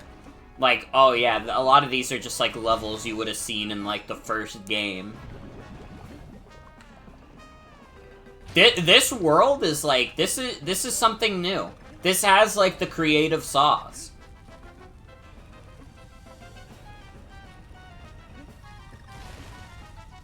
And I'm very happy to say that.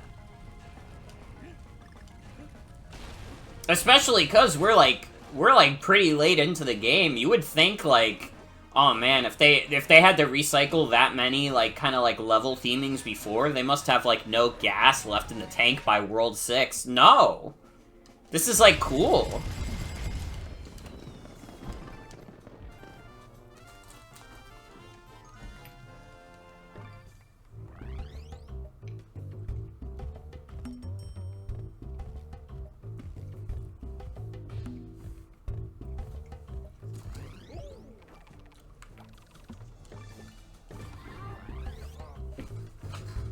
Dude, I think DKC might be good.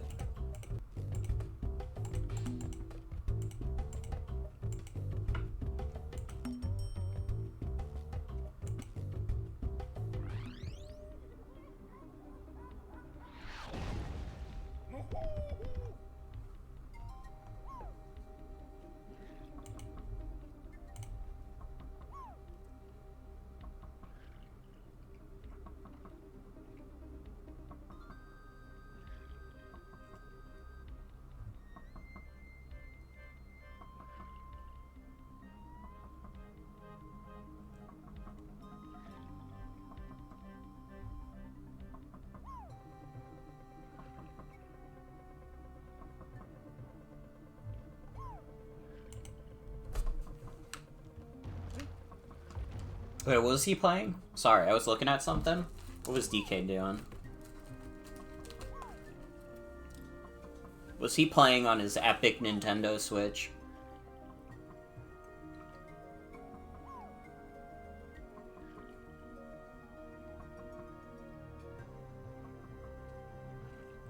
Donkey Kong, can you do it faster? I don't got all day.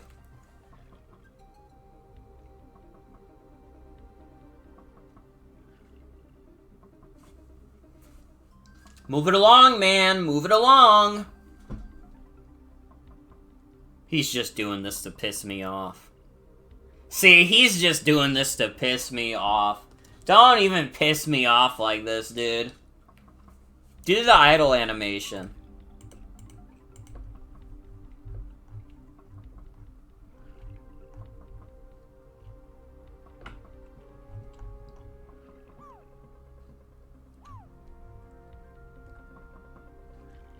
I'm about to go ape at him, honestly. There we go. He is playing Nintendo Switch. He loves his Nintendo Switch. That's all I wanted to see, DK.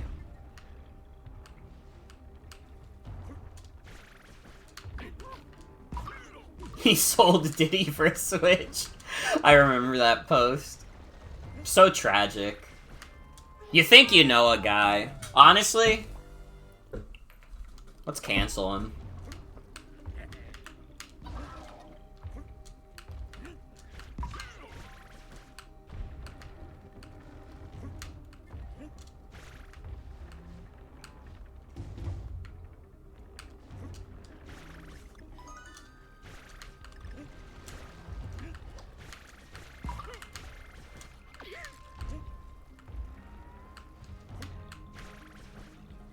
Fuck.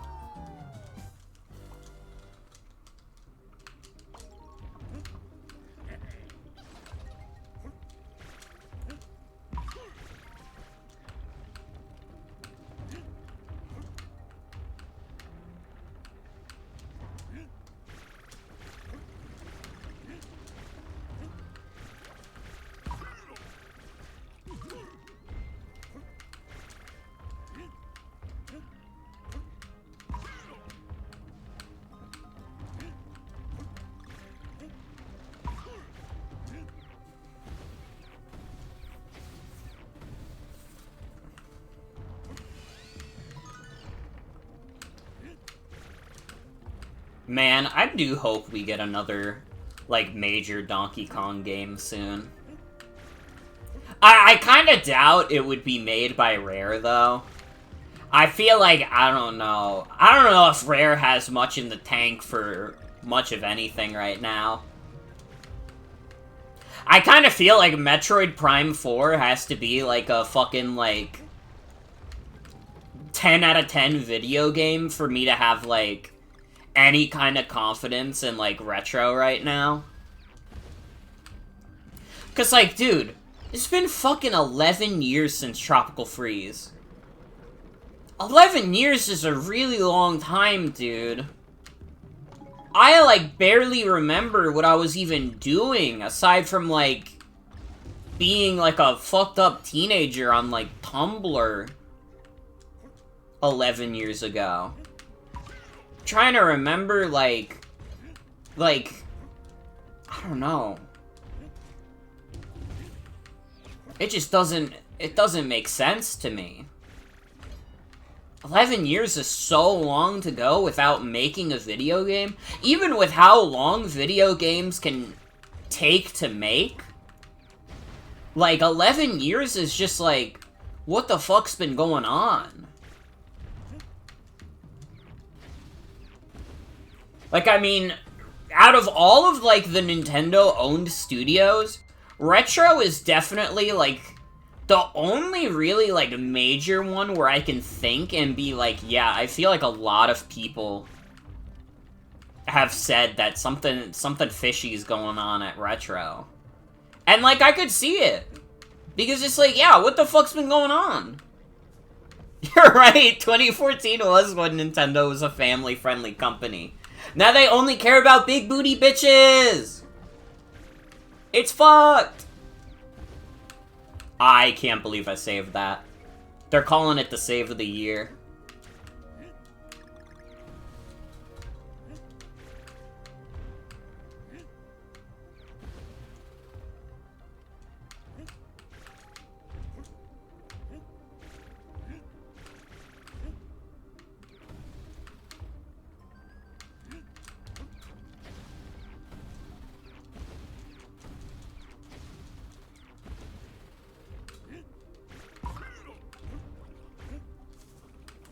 Nintendo gone sexual, which is good, but they also gone woke, which is bad.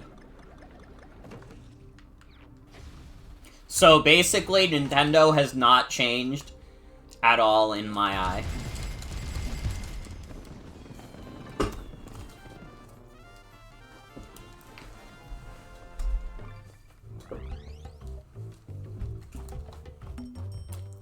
They should go perverted next. They already have. Have you played Xenoblade Chronicles 2? That's a deeply perverted video game.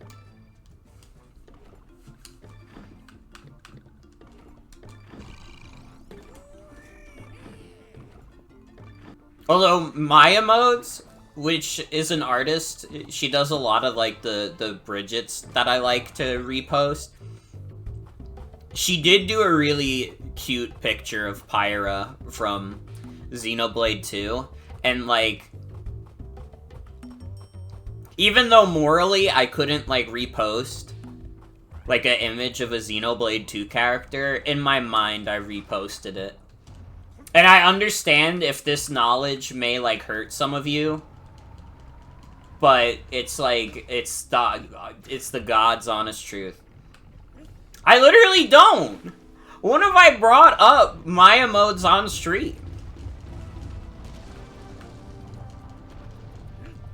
I don't think I've ever brought her up on a stream before.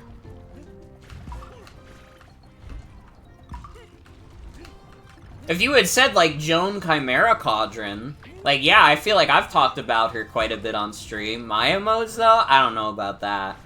I don't know about all that.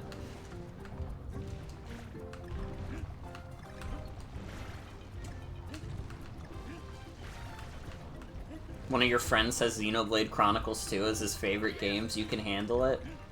I'm really glad to be in good company. I'm really glad to be in good company. I don't know. I haven't even gotten far in, like, the less perverted Xenoblade games. Although, it's funny.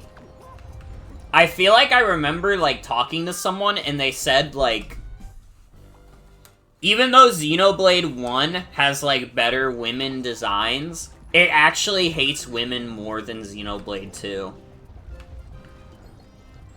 Which I think when I heard that at first, I was like, that's crazy. That doesn't make any sense. But when I think about it, I'm like, no, actually, I could see that. Because sometimes it is, like, the unsuspecting, like, misogynist games that are actually, like, way more misogynistic.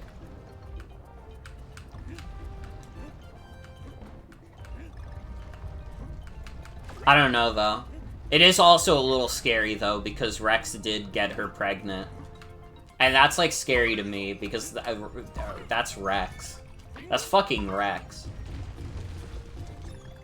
The fact that Rex is in, like, a polycule is, like, I don't know. That's, like, too much knowledge to burden me with. Because that's fucking Rex.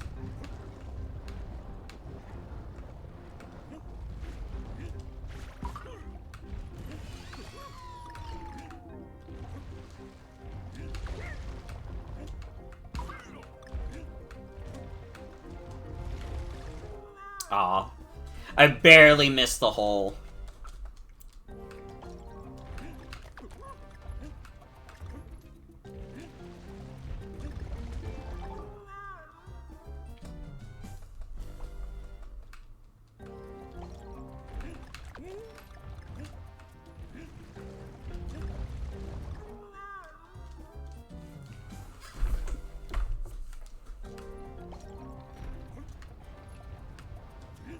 kind of get where they're coming from, but Xenoblade 1 doesn't have a damn tsundere in it. Which one is the tsundere in Xenoblade 2? Is that what fucking, what's her name, Mithra is? Is Mithra a tsundere?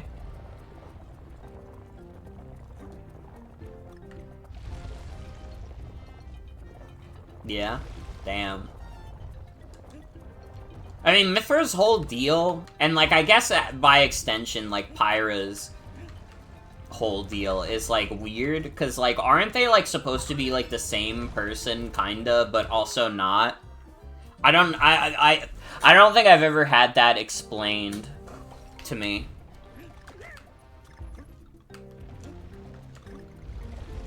She is bad at cooking.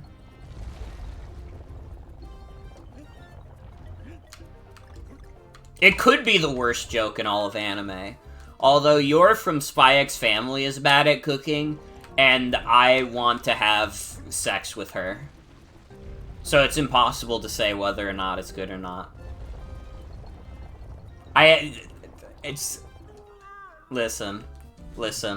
I'm only one person. I'm not strong. I thought about Yor from Spy X Family. I couldn't even sugarcoat it. She needs to leave that man. She needs to get with me.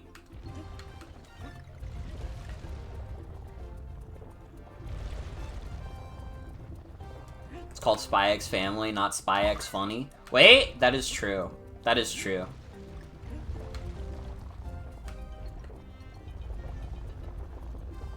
Honestly, it is, like...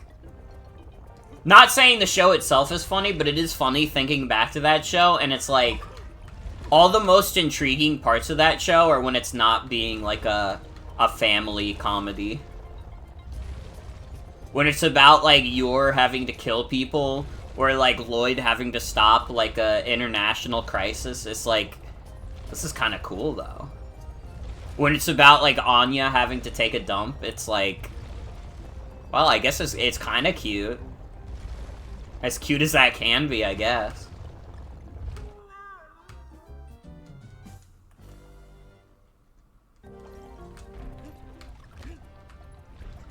I don't know. I don't think it's a bad show.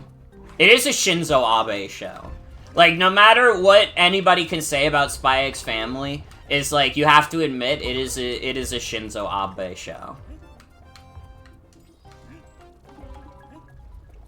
Like, he is kicking his feet and, like, singing with glee at the fact that Spy X Family is a show that's, like, very popular. And it's, like, more normal to like Spy X Family than it is something like... What's the one fucking anime with the stupid... Darling in the Franxx. It's way more normal to like the Spy X Family than it is Darling in the Franxx. Like, I know plenty of people who like Spy X Family who are completely normal. There has never been a normal human being who has liked Darling in the Franxx. That's like a show for insane people.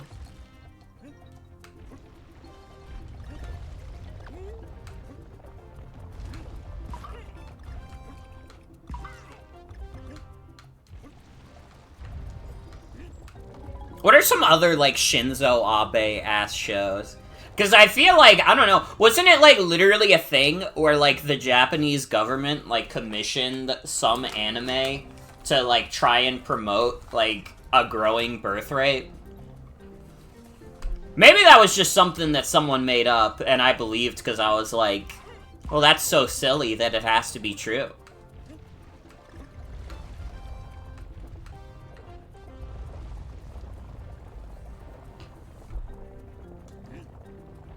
Because I feel like Darling in the Franxx was one of those shows. I feel like it was commissioned to try and, like, increase the birth rate of Japan.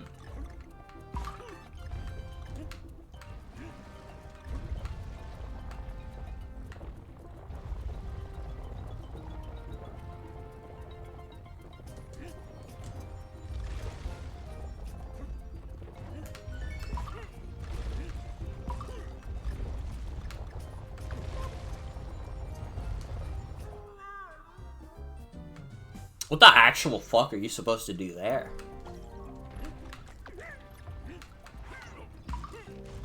If I had Diddy for this section, I could, like, cheese it. But I don't. Diddy has died.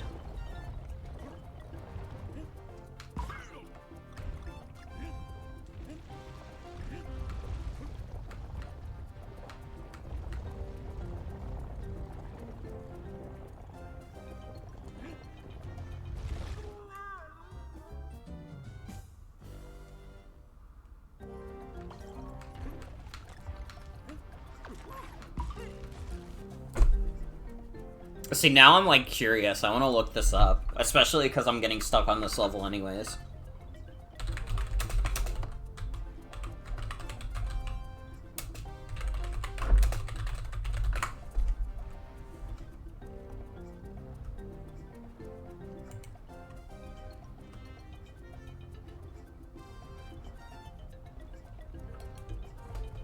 When I looked it up, I found, like, a r/Agretzigo post that said, "Is this a propaganda show to increase the birth rate in Japan? You have her mom pushing the idea of marriage and her being insistent on wanting kids and letting go of her cutie donkey boyfriend over it. Japan has a declining birth rate problem, and maybe the show is pushing these ideas to a young audience."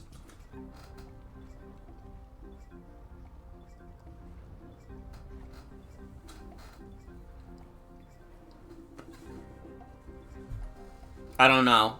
I never watched Agretzigo ever. Do people think that Agretzigo wants to increase the birth rate in Japan? I know, like, nothing about that show, like, at all. Except that I know that people don't like the later seasons of it. Which, I mean, I'm pretty sure it's a Netflix joint, so that tracks. There has never been a good Netflix show that has more than, like, 2 seasons.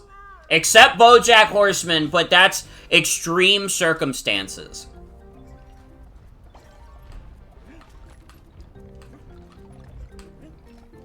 Sure, the messaging can be there intentionally or unintentionally because of the general way women in that country are treated.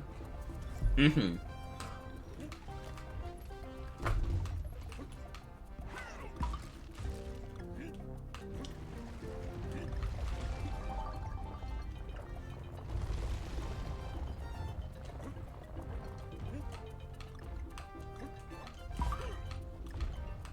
This looks so weird after playing the Wii version.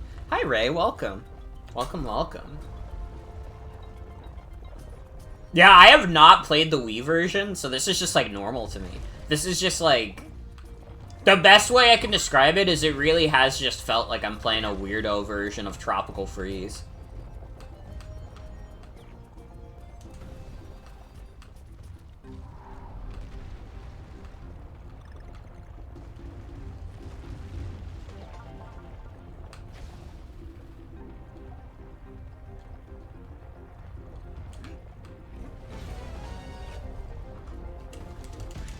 Oh. Oh, I missed the DK.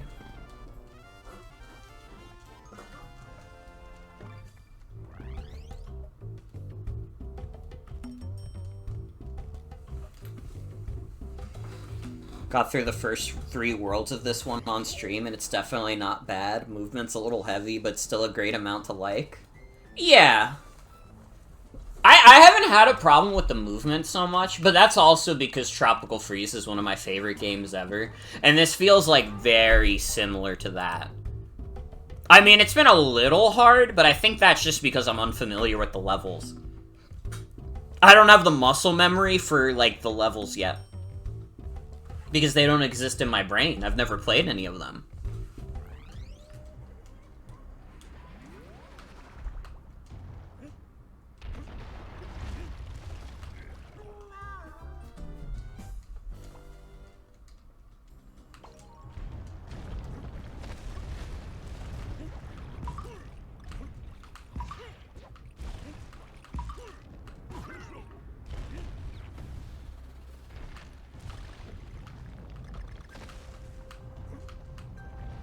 Is this another psych you out? It's not a minecart section, it's a fucking rocket barrel level?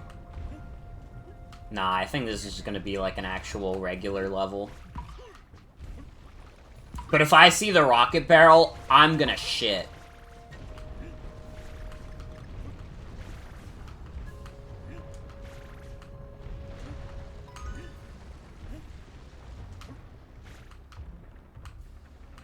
Tropical Freeze feels excellent, but it's also because you're playing the version with the force motion controls on the roll.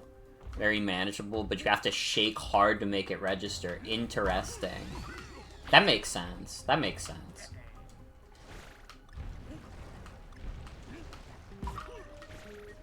Well, I hope you are having fun, because I'm having fun getting this far into the game, and I'm like, I like it.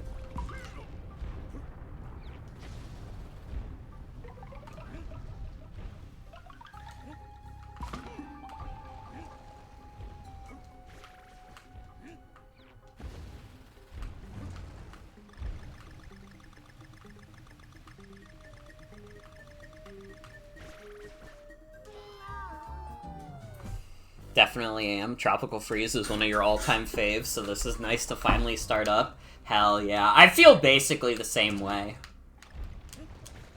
Like, I fucking adore Tropical Freeze. Like, literally last stream, I had to stop myself from singing its praises at every point so I could focus on playing the video game that is not Tropical Freeze.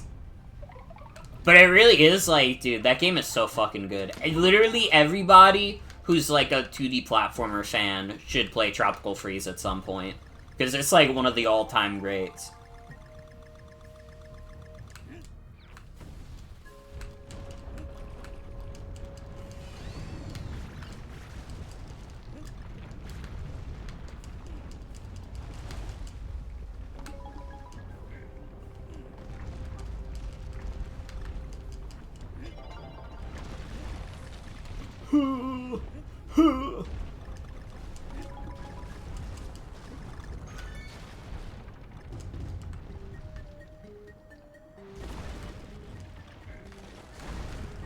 I understand that completely, also. I mean, I don't really, like, care that I spent, like, $60 on the game. I'm like, whatever. If it's $60 to play a good video game, then, like, whatever. But would I recommend other people pay $60 for it? Almost certainly not. Just wait until you can get it for cheaper, if you really want to play it on the Switch.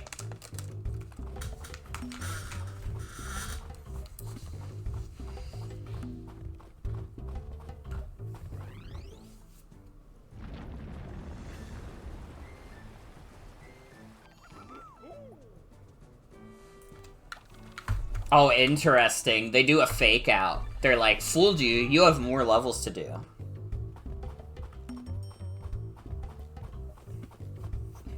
Oh, no, you're good. I didn't think you were judging me at all.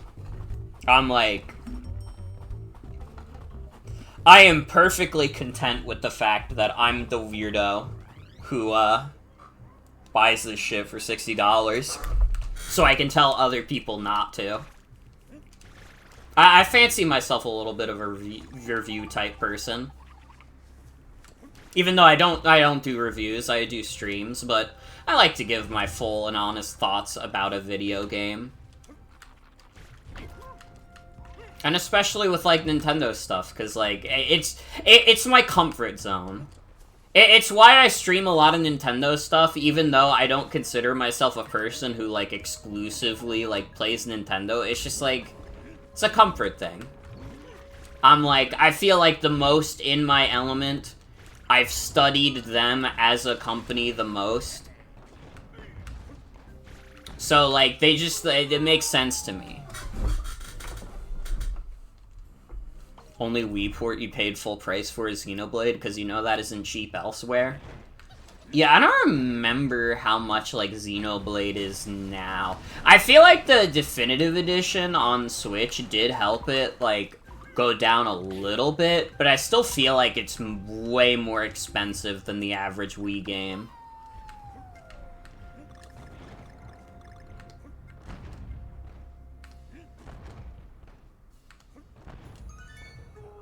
Oh, what the fuck?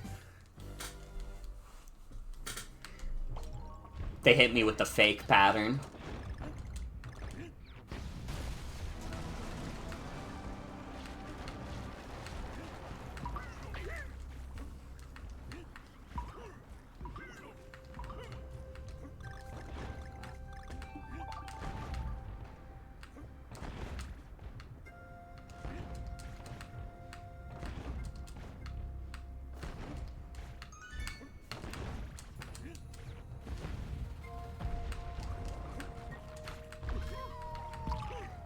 I don't know. That's definitely, like, the niche I like being in, is being, like, someone who plays, like, a lot of video games and can tell you, hey, this thing is, like, worth your time.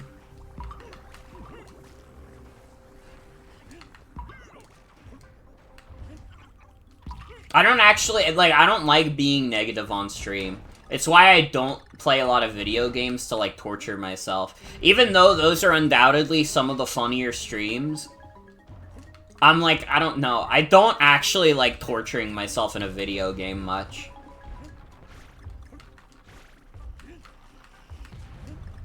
Like that for modern licensed games and platformers.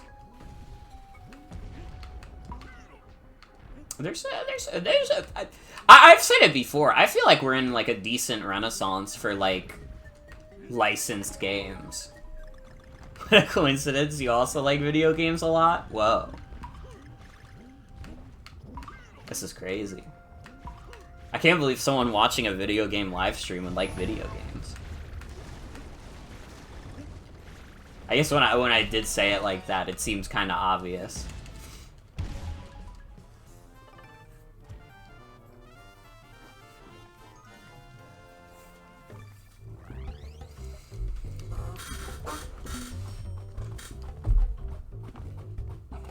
I don't know, it feels like there's so many more good licensed games these days than there were when we were, like, kids. Like, I don't know, when I was a kid, a lot of the licensed games that I played were, like, fucking, like, garbage GBA games. Like, fucking, like, Disney Party and shit like that. Dude, Disney Party is, like, not good. That is a fucking terrible video game. Maybe one of the worst I've played.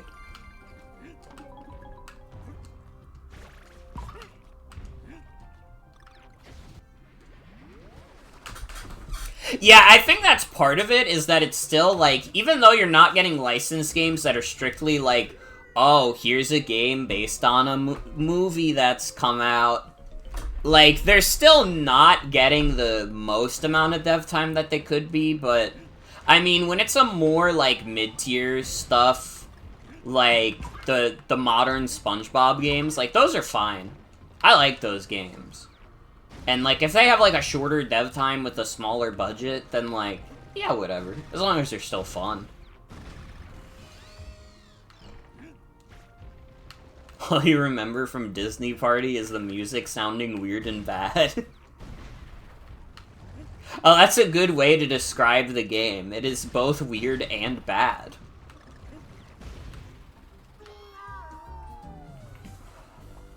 Yeah, Cosmic Shake is really good. I might like Cosmic Shake over Battle for Bikini Bottom. Because I didn't grow up with Battle for Bikini Bottom, so I don't have that, like, nostalgic attachment. I'm just an adult who thinks SpongeBob is funny. So I was like, you know what? People always, like, talk up Battle for Bikini Bottom, so I tried it out, and it's good.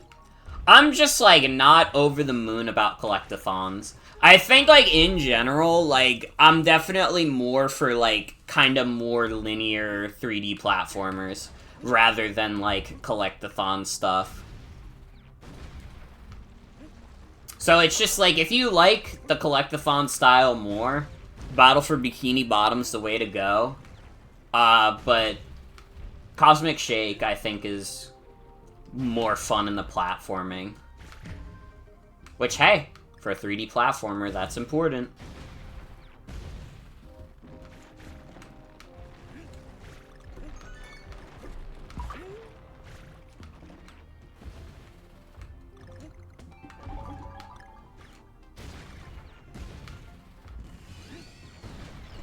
It is funny, though, that, like, Cosmic Shake doesn't only include references to, like, old SpongeBob stuff, but it is, like, funny, like, playing that, like, pretty close after playing Battle for Bikini Bottom and being, like, these both kind of rely on, like, similar references to the show, but one is actually from that era of the show, and the other is, like, trying to parrot it. Like, some of the references in Cosmic Shake are, like, very forced. Like, they fucking... one of modern SpongeBob's favorite things is to remind you that that guy said my leg once. It is their favorite fucking thing to do. Is like, hey, do you remember the my leg guy? And it's like, listen, I do. I do remember that guy. It was funny. It was a funny moment. But it's like, we're still doing the same reference to that guy. Like, 20 years later. They haven't come up with a new bit yet to replace the my leg guy.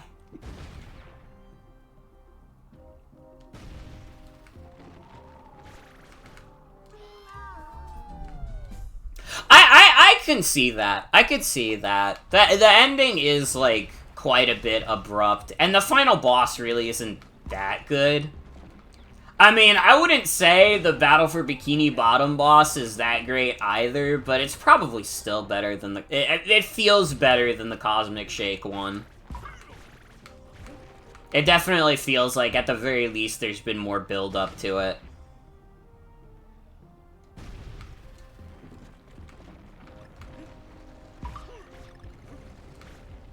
That is true. That is true. The gross close-ups in Cosmic Shake are, like... That's not even, like, anybody's favorite part of the show. If you, like, asked 1 million people what their favorite part of SpongeBob is, maybe, like, 3 out of that 1 million people would be like, yeah, I like when they did, like, a really gross close-up on a thing.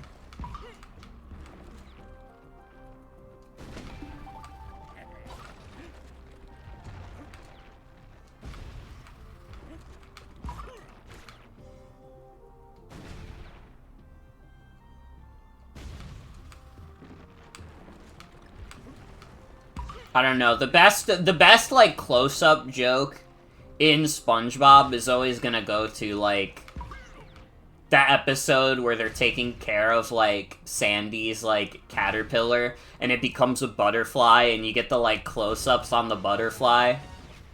That's, like, a good one. That's a good bit. I mean, I also don't mind it because I'm not scared of bugs.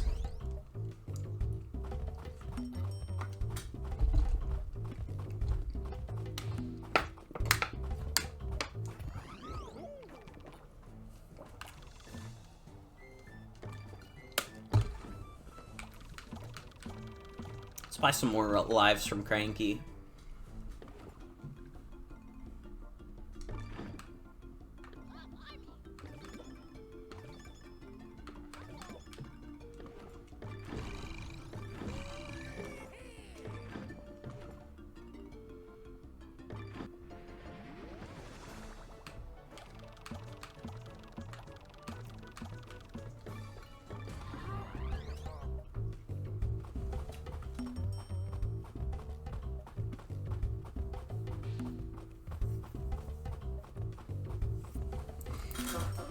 Saw some leaks over another SpongeBob game by the same team, and it seems like they're actively just fine-tuning Cosmic's gameplay in time for the 4th movie this year.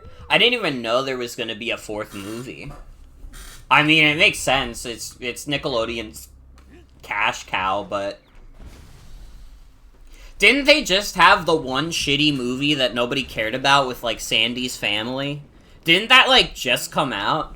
I remember, like, seeing, like, a Twitter thread about it by someone who still cared about, like, modern SpongeBob, and they were like, dude, this movie is ass! This movie is ass!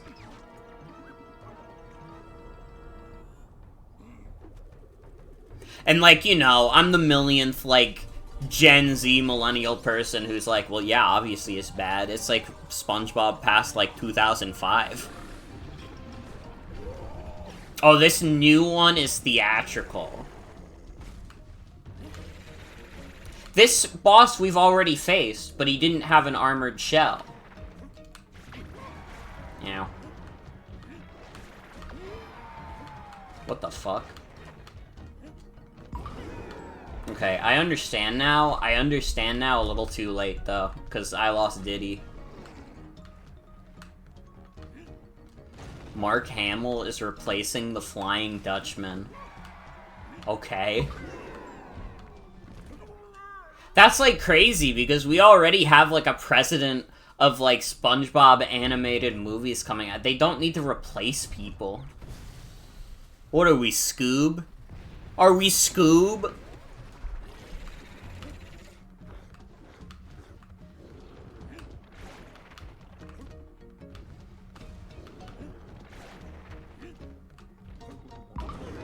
I don't know. I'm definitely, like... And it's like, you'll meet so many people in, like, their mid-20s and, like, early 30s who are exactly like me, who think, like, that show just, like, peaked at, like, the first movie. And they didn't really have to continue it after that, but they did because we love the monies.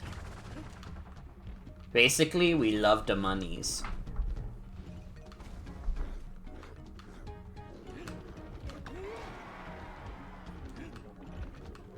It's coming out during Christmas, so they're going up against Avatar.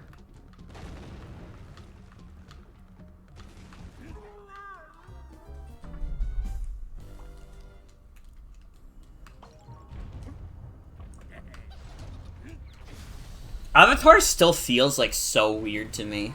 I forget that, like, I don't know. The fact that, like, the Avatar movies come out and they, like, make money, like, doesn't make any fucking sense to me. Because it's like, nobody gives a shit, though. I have, like, met, like, literally one person in my life who was like, oh man, I'm really excited to see Avatar 2. That literally only happened once, when that movie was coming out. And everybody else was like, yeah, we don't really give a shit. Because it's fucking Avatar 2. It's a mystery to me, at least. I have no idea how Avatar makes this money. I know the first movie made money because it was like it was like a big movie in the 3D era, and people were like, "Oh shit, this is how all movies are gonna be like for the rest of time." And then that didn't happen. 3D as a gimmick for movies, like, it didn't completely die, but it basically died.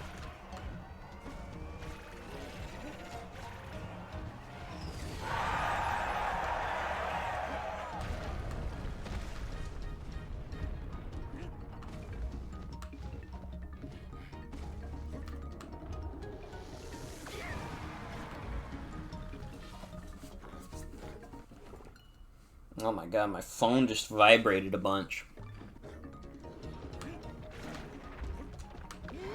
Fuck.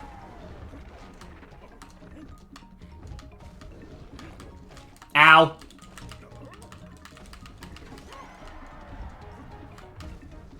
I'm gonna die. Yeah.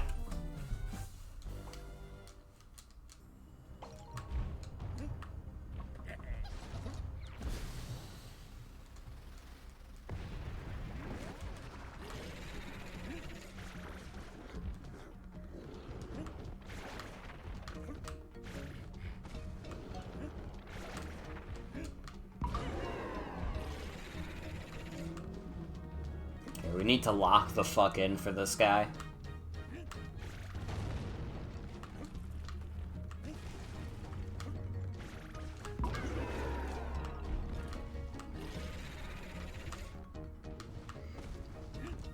I don't know, I will say the Avatar ride at Disney World, though, was kind of good, though. I didn't really give a shit about, like, the world or anything, but it was, like, I don't know, it was, like, a decent ride.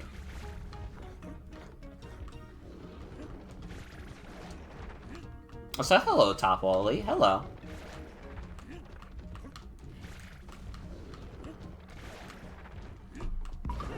I don't know, I've always said, like, like, Disney parks are, like, legitimately good. It's, like, the one part of, like, Disney that I don't feel is, like, kind of dookie. And I mean, not that the Disney parks haven't had their flops. You know. What's the one fucking, like, Rockstar limousine or whatever? Yeah, we've all seen the Defunctland video, but... I don't know. There's a lot of good rides at Disney. And I mean, it helps also that, like, I am very strictly not a thrill rides person. I don't really, like, I don't jive with that kind of thing, man. I have too much of a fear of heights to like most thrill rides. If it's an indoor thrill ride, I can take it. Because then it's like, I don't know, for some reason, a big, like, roller coaster being inside feels more safe to me. Even though I don't know if statistically that's actually more safe or not. I couldn't tell you, but it feels safer.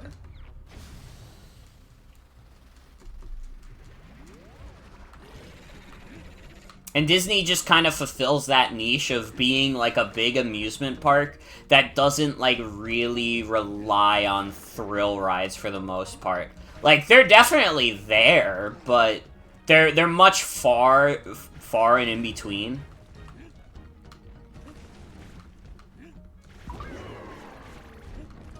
You were a coward child who also didn't like roller coasters? I understand. And it wasn't even that way at first. Like, I didn't, like, gain an innate fear for roller coasters, even though I had, like, a fear of heights.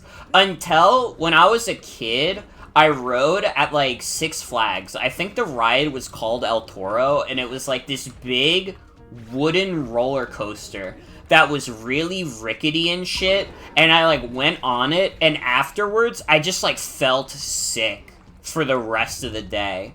I just felt, like, terrible. And I think that's what started it all. I think after that, I, like, just didn't, like roller coasters that way ever again.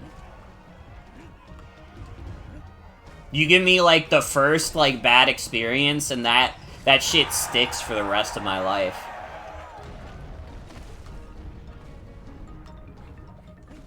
Never understand kids who aren't scared of anything.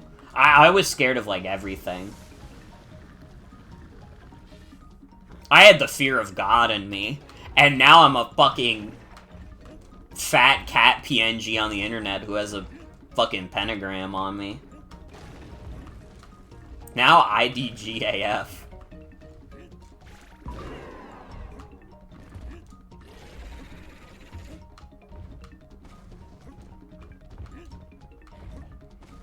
But it is I remember when I was, like, 11, I didn't even want to, like, swear. Because I was, like, scared of going to hell. And this is, like, the most embarrassing thing I could say. I would, like, I didn't swear, and I would, like, try to replicate how, like, Tobuscus would, like, not say swears. Which is embarrassing to say, because it's fucking Tobuscus, who's a fucking shithead, but... I mean, I was 11. I couldn't have known. I couldn't have known that he would be, like, one of the world's biggest, like, losers.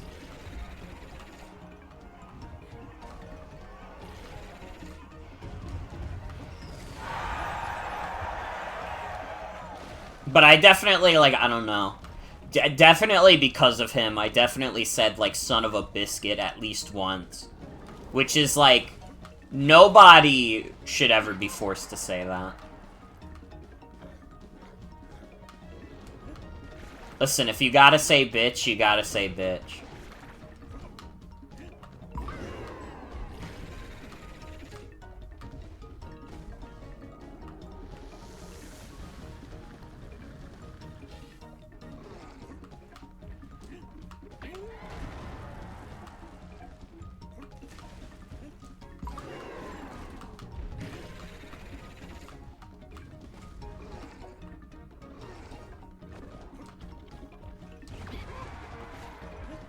It is, like, fucking crazy that, like, Tobuscus is a guy who used to have enough clout where he could appear on, like, Nickelodeon. Because now it seems, like, so obvious that, like, Tobuscus is, like, probably one of the most lowbrow guys you could think of.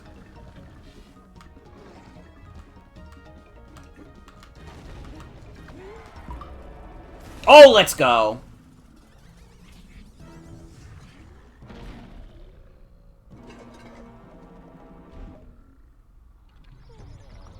I just had to think about wanting to beat up Tobuscus, and I won.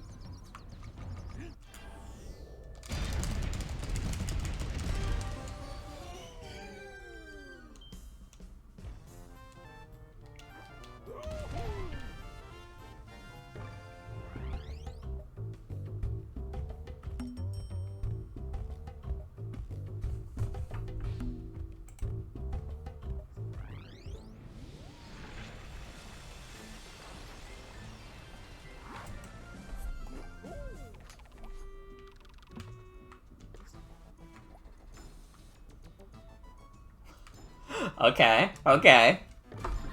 The smog level. They don't talk enough about pollution on Donkey Kong Island in these games.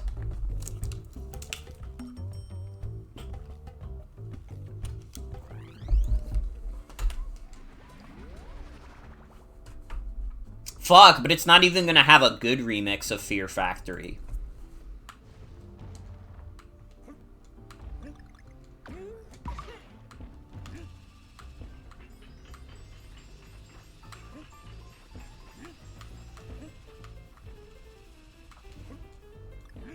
Dude, oh my god, this shit looks gorgeous, though.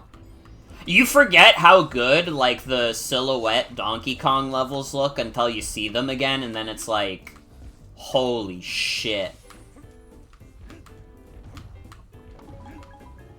They could make an entire game look like this, and I don't think anyone would complain.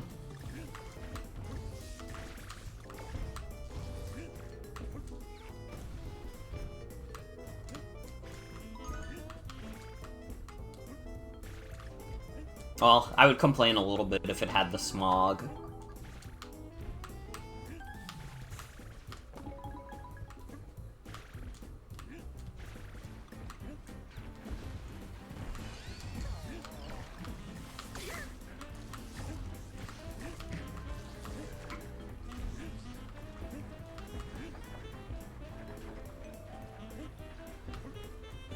Oh, I see, I see.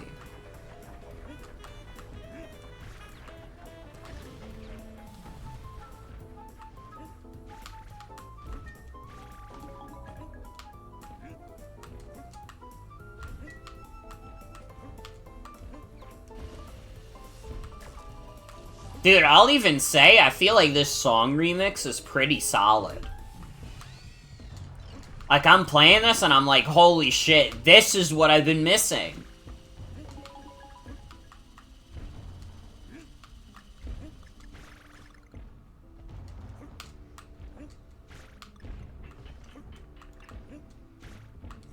That's what we've been waiting for.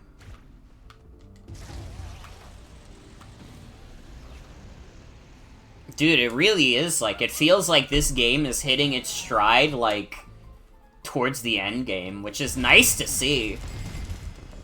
I really feel like this game's getting its most, like, creative, like, ideas, like, right at the end. Like, you get, like, the kind of, like, regular, like, jungle levels and stuff, but now we're getting into, like, the crazy stuff. Now we're getting into the good shit.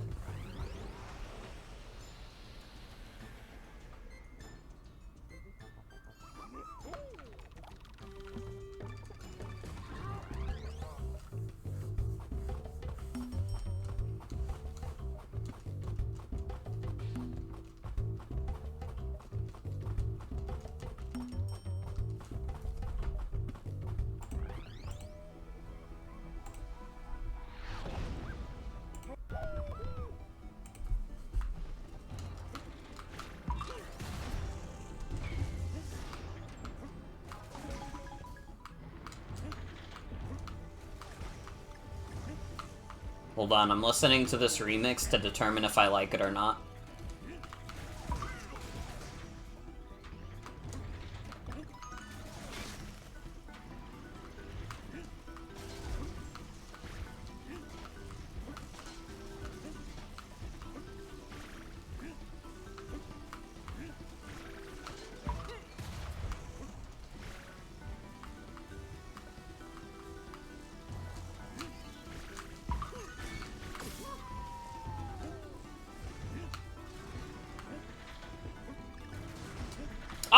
don't hate it.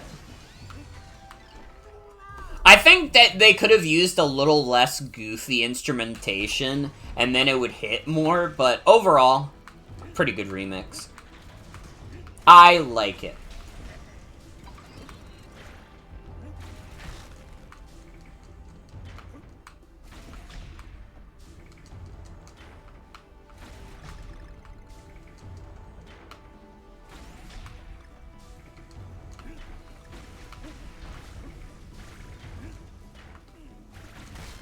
Ow.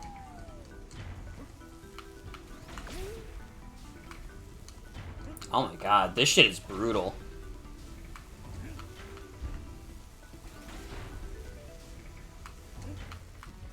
In only 30 seconds, we lost Diddy.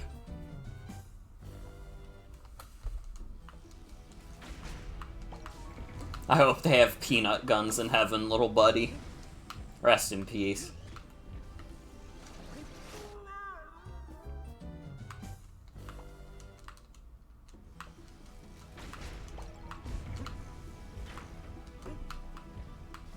You know, it wouldn't be completely out of the question for them to kill off Diddy Kong.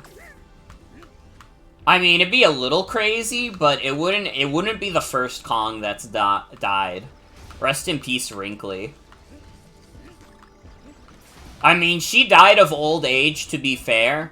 I don't think we've had a Kong member die of unnatural causes.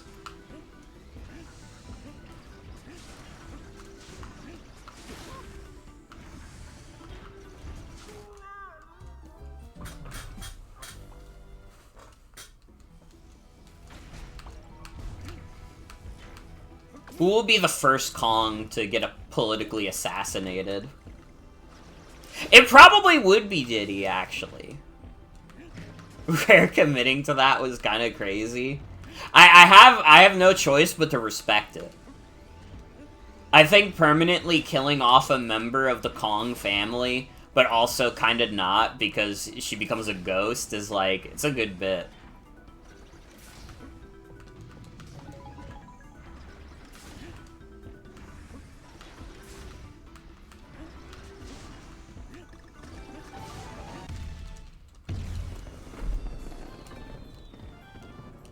Yeah, I guess at that point, might as well.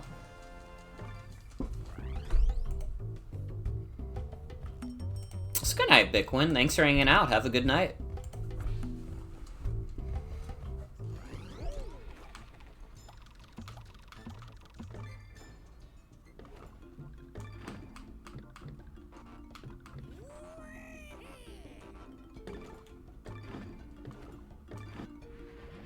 He loves saying, "See you later, alligator." It's his favorite bit.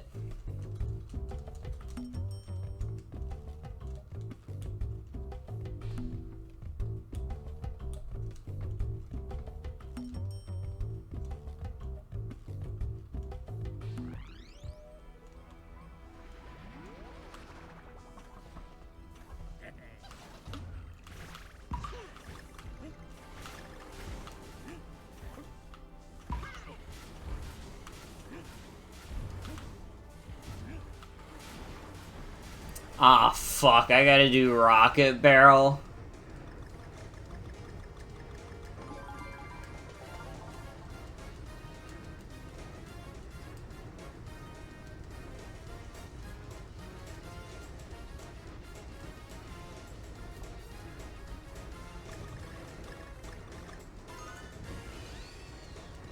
Oh, we already got to the first checkpoint. Maybe this ain't gonna be that bad.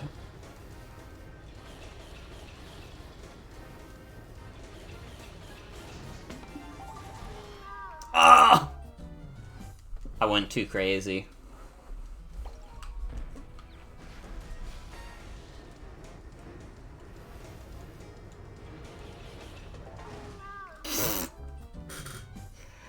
Oh. It is getting to be a little late. It is 11:30 at night. My gamer senses might not be all there. Which is not good, because we are near the end of this video game. This video game that is already not very easy. Well. Well. It's okay.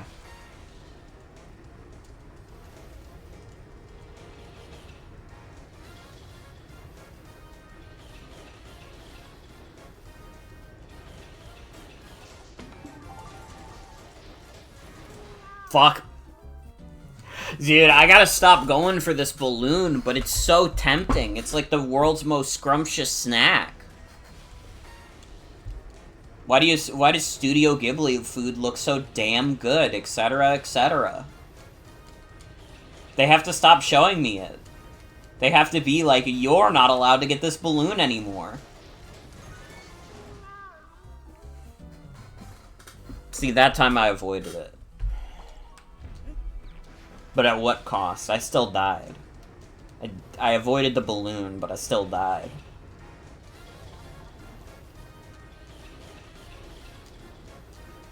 It really is, like, brutal, the, like, one shot and you're dead.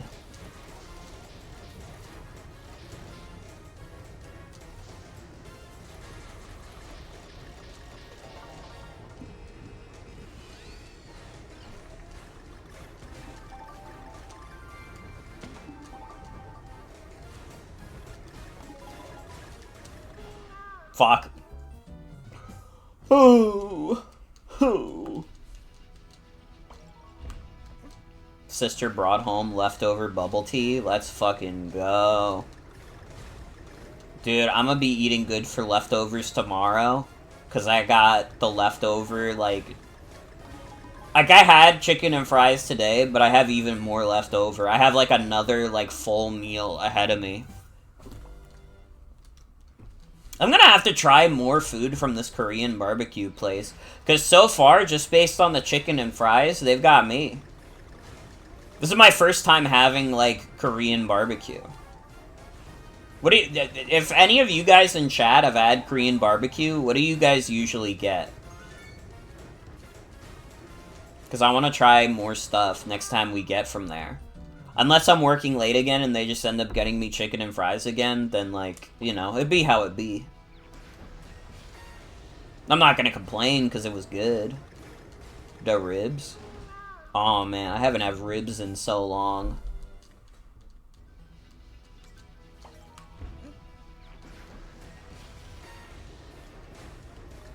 John Pork is like, please press the plus button. Please.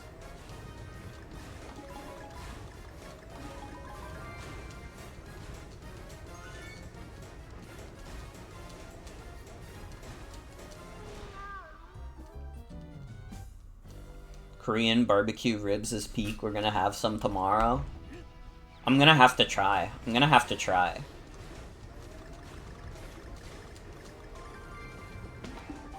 Because I'm, like, not familiar with, like, Korean food, like, at all. Because that was one of those things that wasn't really, like, popular at all when I was, like, growing up. Like, I never heard of anyone talking about, like, Korean barbecue until I became, like, an adult.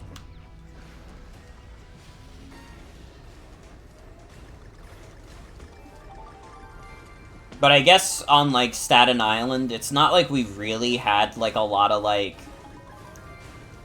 And, like, I feel like a little shitty using this word. But it's like, I also don't know how else to say it. Like, we don't really... When I was growing up, we didn't really have, like, a lot of foreign food. Like, we had, like, a lot of Italian places, and, like, Italian is not foreign. Fucking 90% of the population of Staten Island is Italian. So that's not anything crazy. We had Chinese food places, and I mean, obviously we still do. But those were, like, the main two I remember, like, seeing a lot when I was younger. And what people would, like, talk about was either, like, Italian food or, like, Chinese food. It's only until recently that it started to expand. Well, no, I say that. There was also a lot of Mexican food. There were three. There were three. It was Italian, it was Chinese, and it was, Mexican. Japanese food also Man, when I say it like this, it's like every kind of food existed. But hear me out. We did have Japanese food places, but I don't think they were as popular back then. Like, I don't really remember a lot of people when I was younger talking about, like, Japanese food. But I guess, like, I don't know, maybe sushi in general is not a food that's, like, very popular with, like, kids. And that's, like, one of the things to get if you're going to, like, a Japanese restaurant. I like sushi, though. I don't... There's a lot you can do with sushi. So it's, like, one of those foods that by default, because of, like, how much you could do with it, it's, like, automatically good. You grew up eating sushi? We didn't really have that. I mean, I ate a little bit of sushi when I was, like, a teenager. But that wasn't, like, again, that's, like, much later in my life. I guess it does depend. I still feel like, I don't know. I feel like Japanese food did get more popular as I got older, though. At least on Staten Island. Like, you do have to keep in mind that, like, I'm speaking specifically from, like, the, like, white kid in, like, Staten Island perspective. So I can only speak to the, like, things that I've seen here.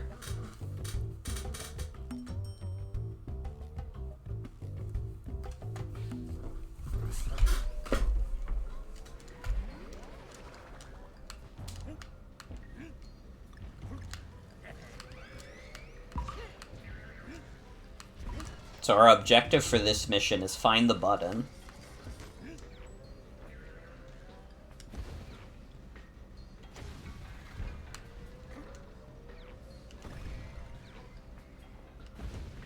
Uh-oh. Uh-oh. It's okay. Guys, it's okay.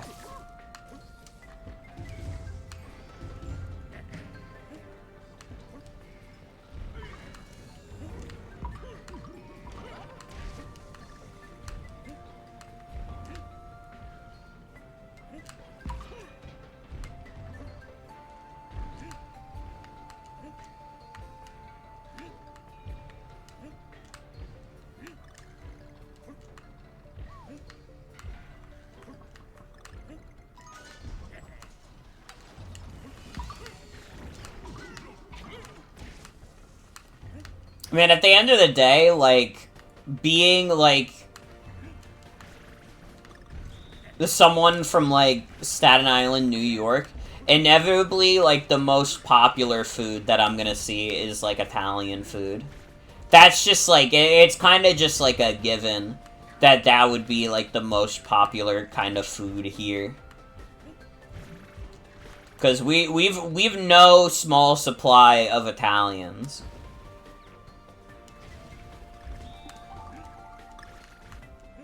Pasta is like a comfort food. I don't even know if for me it's like a comfort food. It's just kind of like the baseline of what I see food as. Like a good old pasta meal. That's what it's all about, baby. The amount of times I've had pasta in my life. Oh, fuck. I got a little cocky there. I was like, oh, I guess I just can't die there. No, I still can.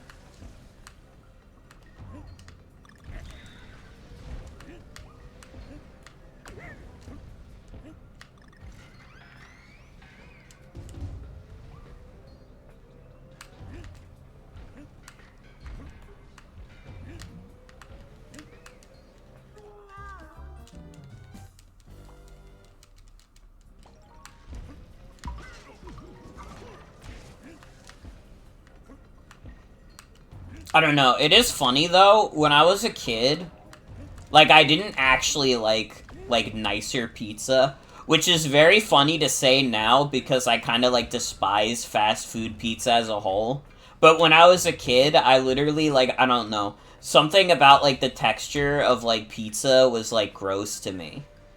That did not exist with shitty fast food pizza. And I don't know why. Like, it's fucked up to think about, like, an Italian kid on Staten Island being like, yeah, but I prefer Little Caesars, though. Like, now that I'm, like, an adult, and I just, like, good pizza, I'm like, what the actual fuck was I on? What the fuck was my problem? What the hell? Although it's still, like, I don't know. I still feel like it's more acceptable to be, like, a kid who thought that, like, Little Caesars pizza was, like, really good than, like, one of my old coworkers who was, like, convinced that the best pizza there was, like, Chuck E. Cheese pizza. Like, that was the craziest. That coworker was crazy for a lot of reasons unrelated to Chuck E. Cheese, but that was just, like, I don't know. That's, like, a baseline to the kind of insanity that this guy was on, where he was, like, gassing up Chuck E. Cheese pizza as if it was, like, the best pizza ever made.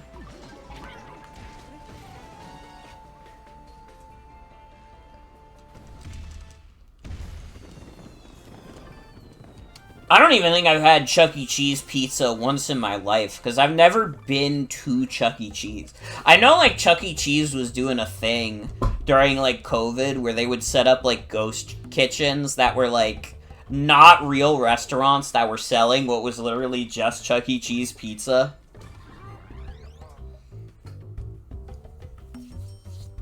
Catch my ass ordering pizza from Crispy Mike's Pizzeria. And then it turns out that shit is the rat.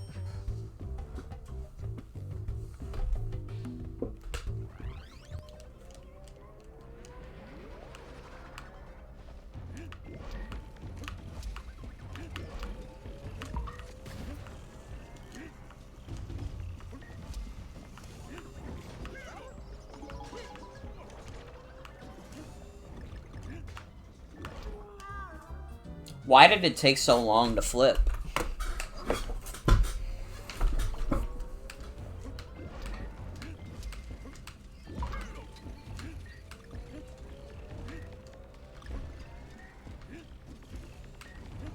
What is, like, the logic behind these flipping?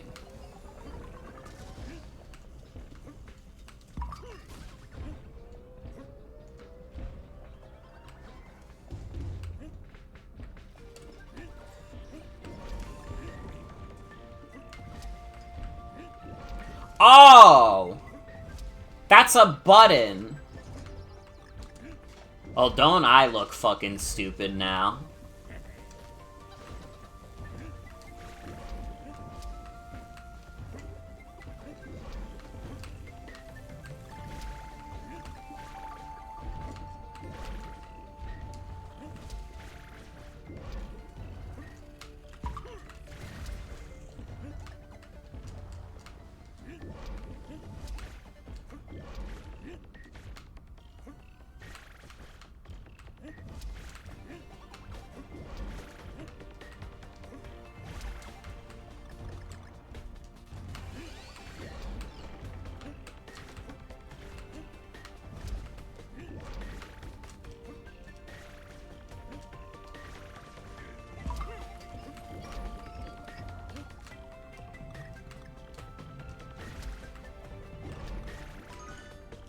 Oh! Fucker. I felt like I was kinda doing good there, too. Oh, no, I don't have Diddy. Oh, my friend Diddy.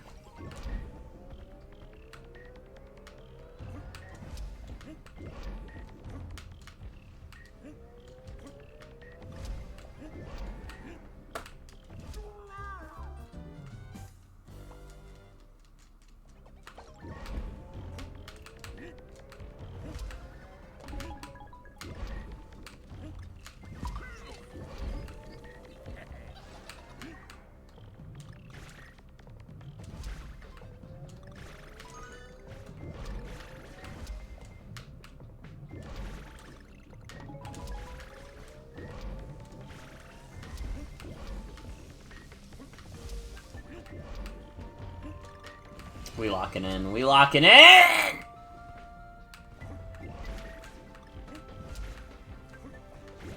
Guys, it's okay.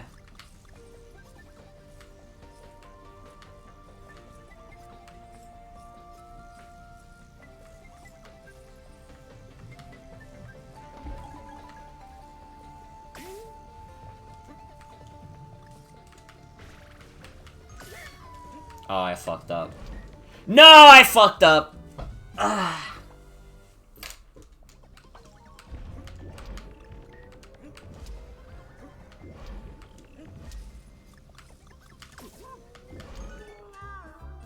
Fuck.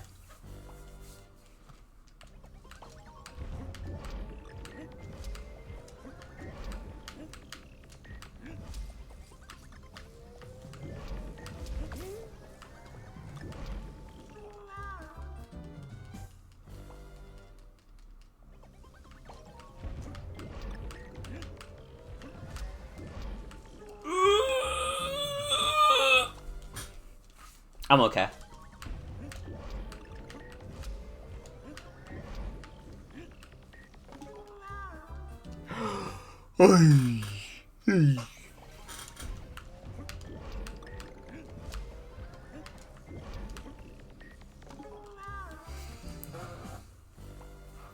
Well, are you guys at least excited that now that the Switch 2 is real, we're gonna get to hear about video games that are coming to the damn thing? Like, it's gonna be a bit before we get the official Nintendo rundown, but you know some companies are gonna, like, say shit in advance. Like, some guy that's making, like, a public domain, like, Steamboat Willie game already said, like, yeah, that's just coming to the Switch, which is like, thank God. Thank God the game about Steamboat Willie is coming to Switch.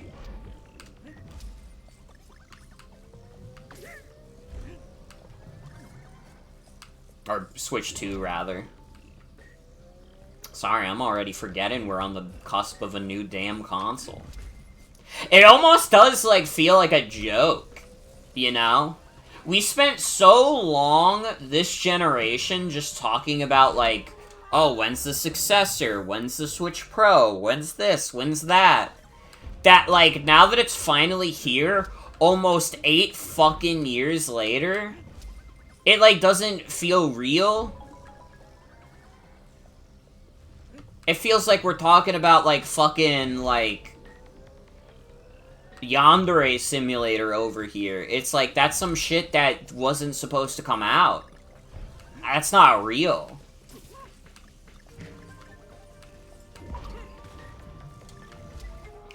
Oh.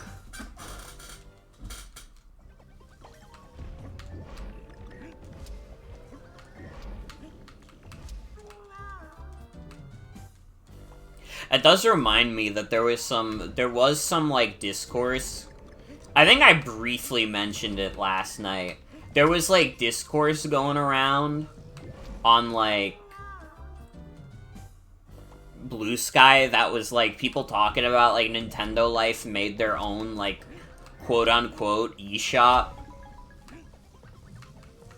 And, like, people were not happy specifically about, like, the classification of, like, shovelware and stuff. And I also already did see the backlash to the backlash, people being like, guys, why does this matter, etc., etc. But I like to talk about stuff because I'm bored. Okay?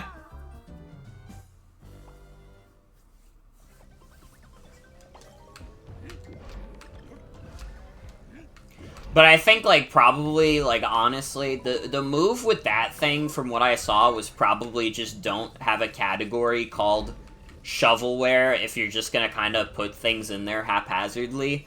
Because shovelware does have, like, a very specific connotation. I feel like we all have, like, a specific thing when we, like, picture the word shovelware.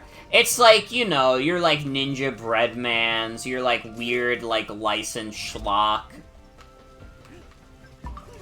But on this website, it was literally just any video game that was, like, $10 or less. Which is, like, that's not really the definition of shovelware at all. I mean, I don't know. It feels like that probably shouldn't, like... I know the whole point was to try and, like, weed out some of the, like, lesser Switch games quickly, but it's like... You got it. So, words have connotations. Words have very specific connotations. People are gonna look at a tag called shovelware and be like, oh, that's where all the doo-doo crap is. That's where all the poop coming out of a butt is.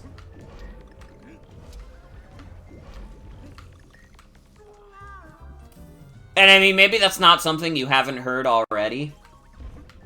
You know, again, I saw quite a few people talking about this on Blue Sky. But it be how it be.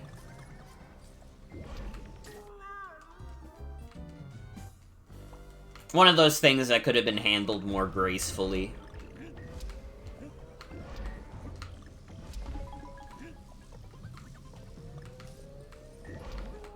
Oh, fuck. Oh, dude, my brain is shutting down at this segment. Like, dude, I can't do this right now. Fuck, we're, like, right near the end of the game, too. I cannot, like, my brain cannot be, like, losing function like this.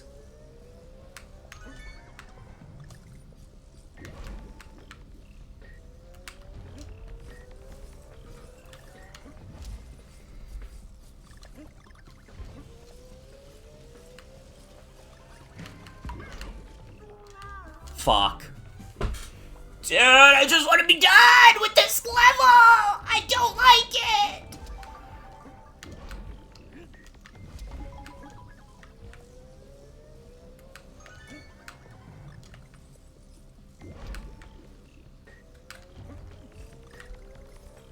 Guys, it's gonna be okay.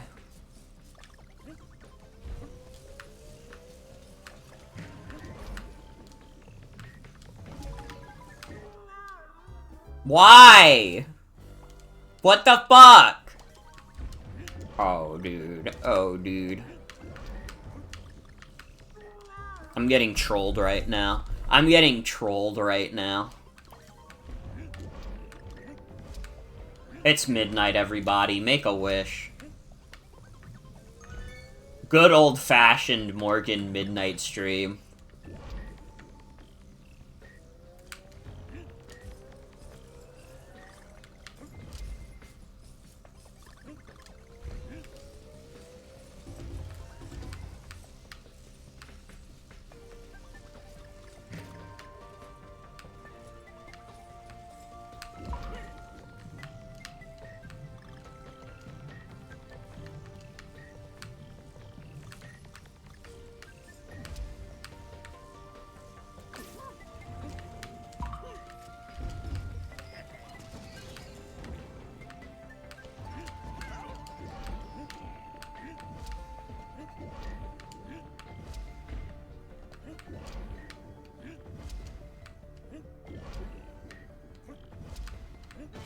Oh, let's go. I finally finished that fucking level. Oh my god. That was hell.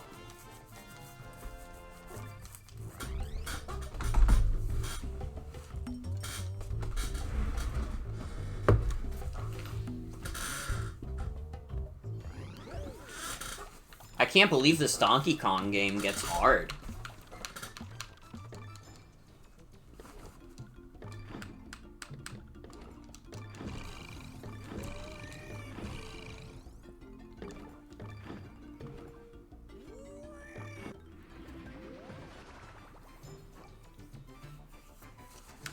Cranky Kong should be able to call you a bitch. Cranky Kong is the first Donkey Kong character that should be able to swear.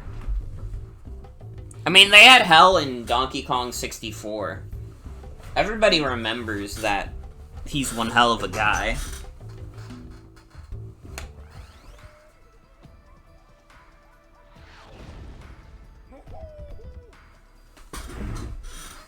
I gotta say, it's crazy work for a game like this to have a level called Music Madness.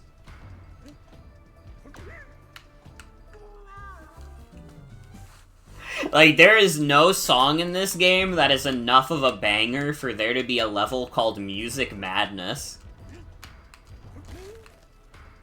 It's madness that they would even suggest such.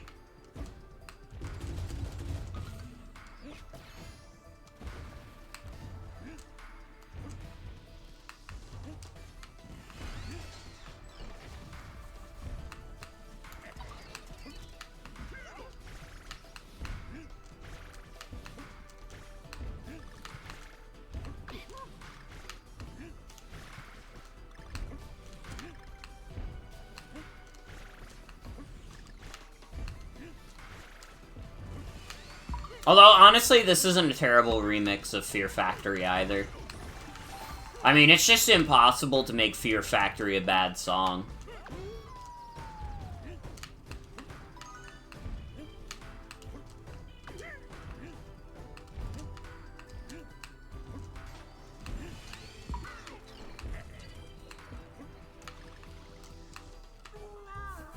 I was not expecting that to do that. I thought that was gonna kill me on the spot. I mean, it basically did, but it also didn't. Oh, what the fuck?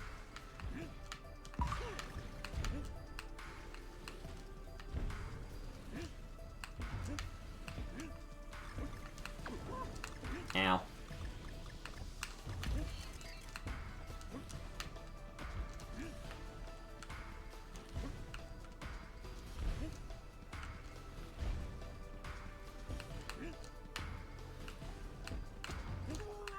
Fuck.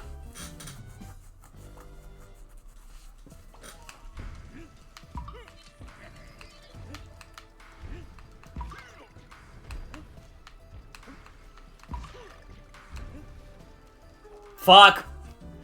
Oh, yeah. Guys, it's gonna be okay.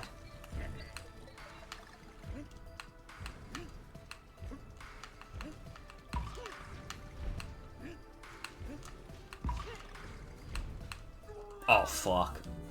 Maybe it's not. Maybe it's not. Maybe we're cooked.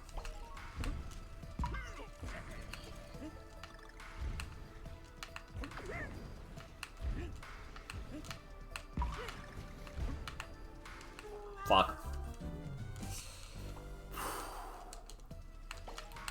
Sorry, I'm getting impatient. I'm like, I'm feeling it. I'm like, oh, but we're so close to the end of the game. I gotta go fast, but I can't. I can't due to the madness. Due to the music madness, I can't. Fuck.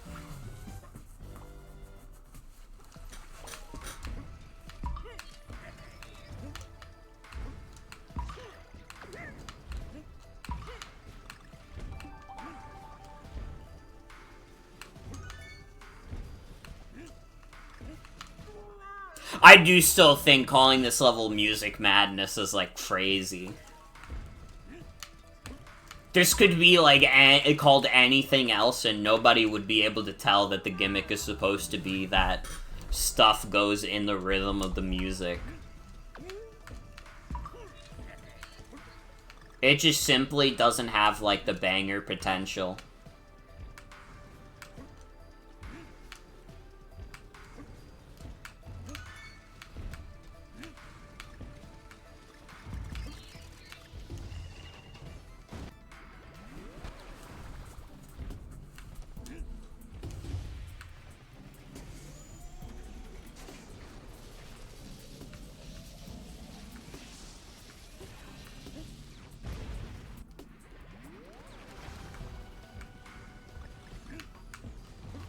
Don't tell me when they say find, that means I actually have to find all the switches. Or buttons, rather. Don't tell me that's gonna be, like, the gimmick of this world.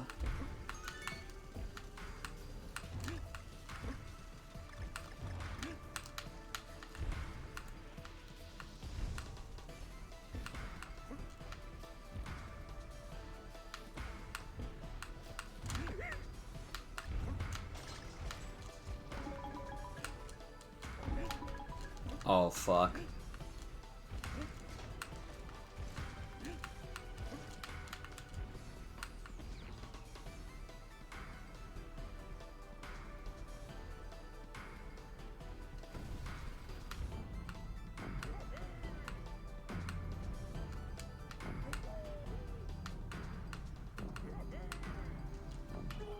No!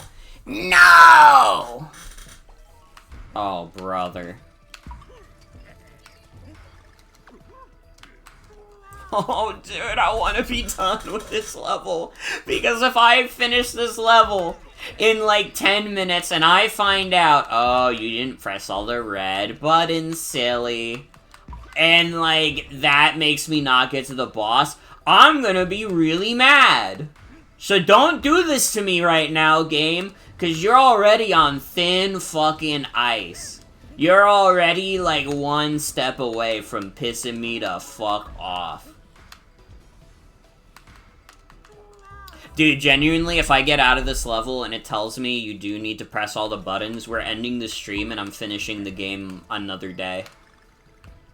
Because, like, I ain't replaying, like, more of these factory levels. It's just, it's not realistic. It's not gonna happen.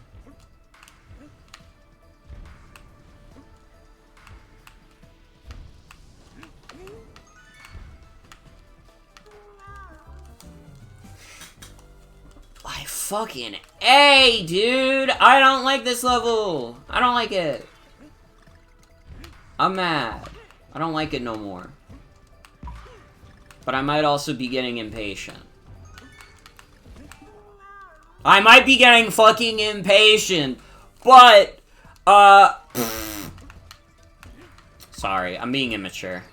I'm being a little immature. This is due to the fact that I'm tired as fuck.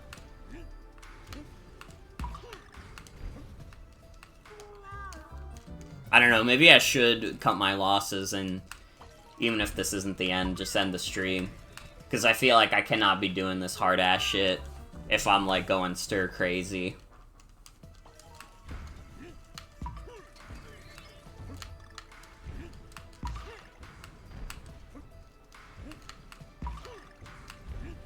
You know what? Just lock in. Never mind. Fuck you. Fuck!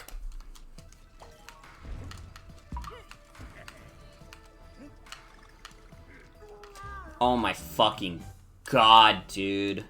What the fuck?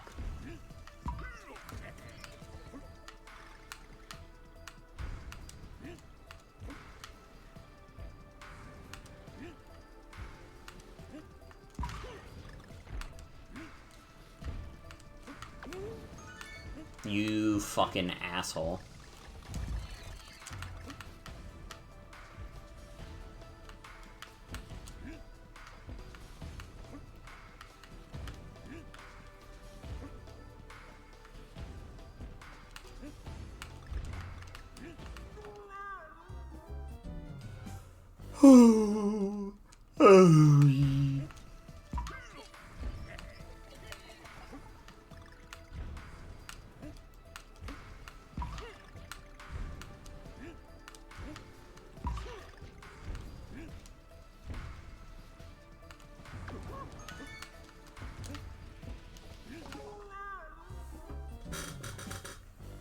Oh, dude.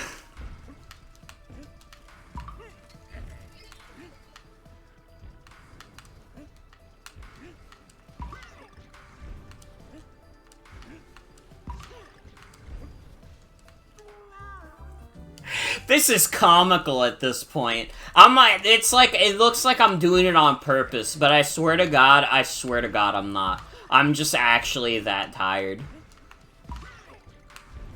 Yeah, okay. I think I need to go to bed after we finish this level. I think we've officially reached the point where I'm, like, too fucking dead in the brain to, like, focus on Donkey Kong like this.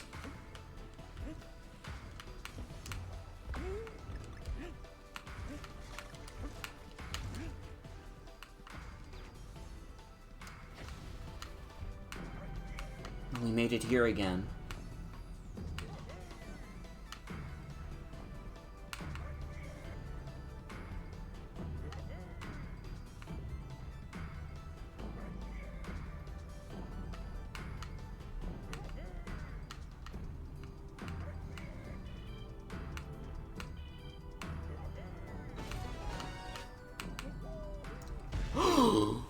Oh, I did it! I did it! I did it! I did it! I did it!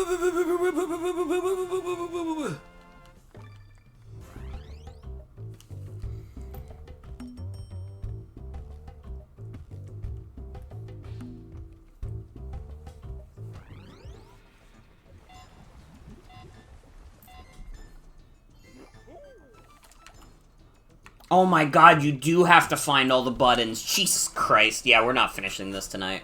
Nope. No, no, no. I am getting much too sleepy to do a puzzle like this.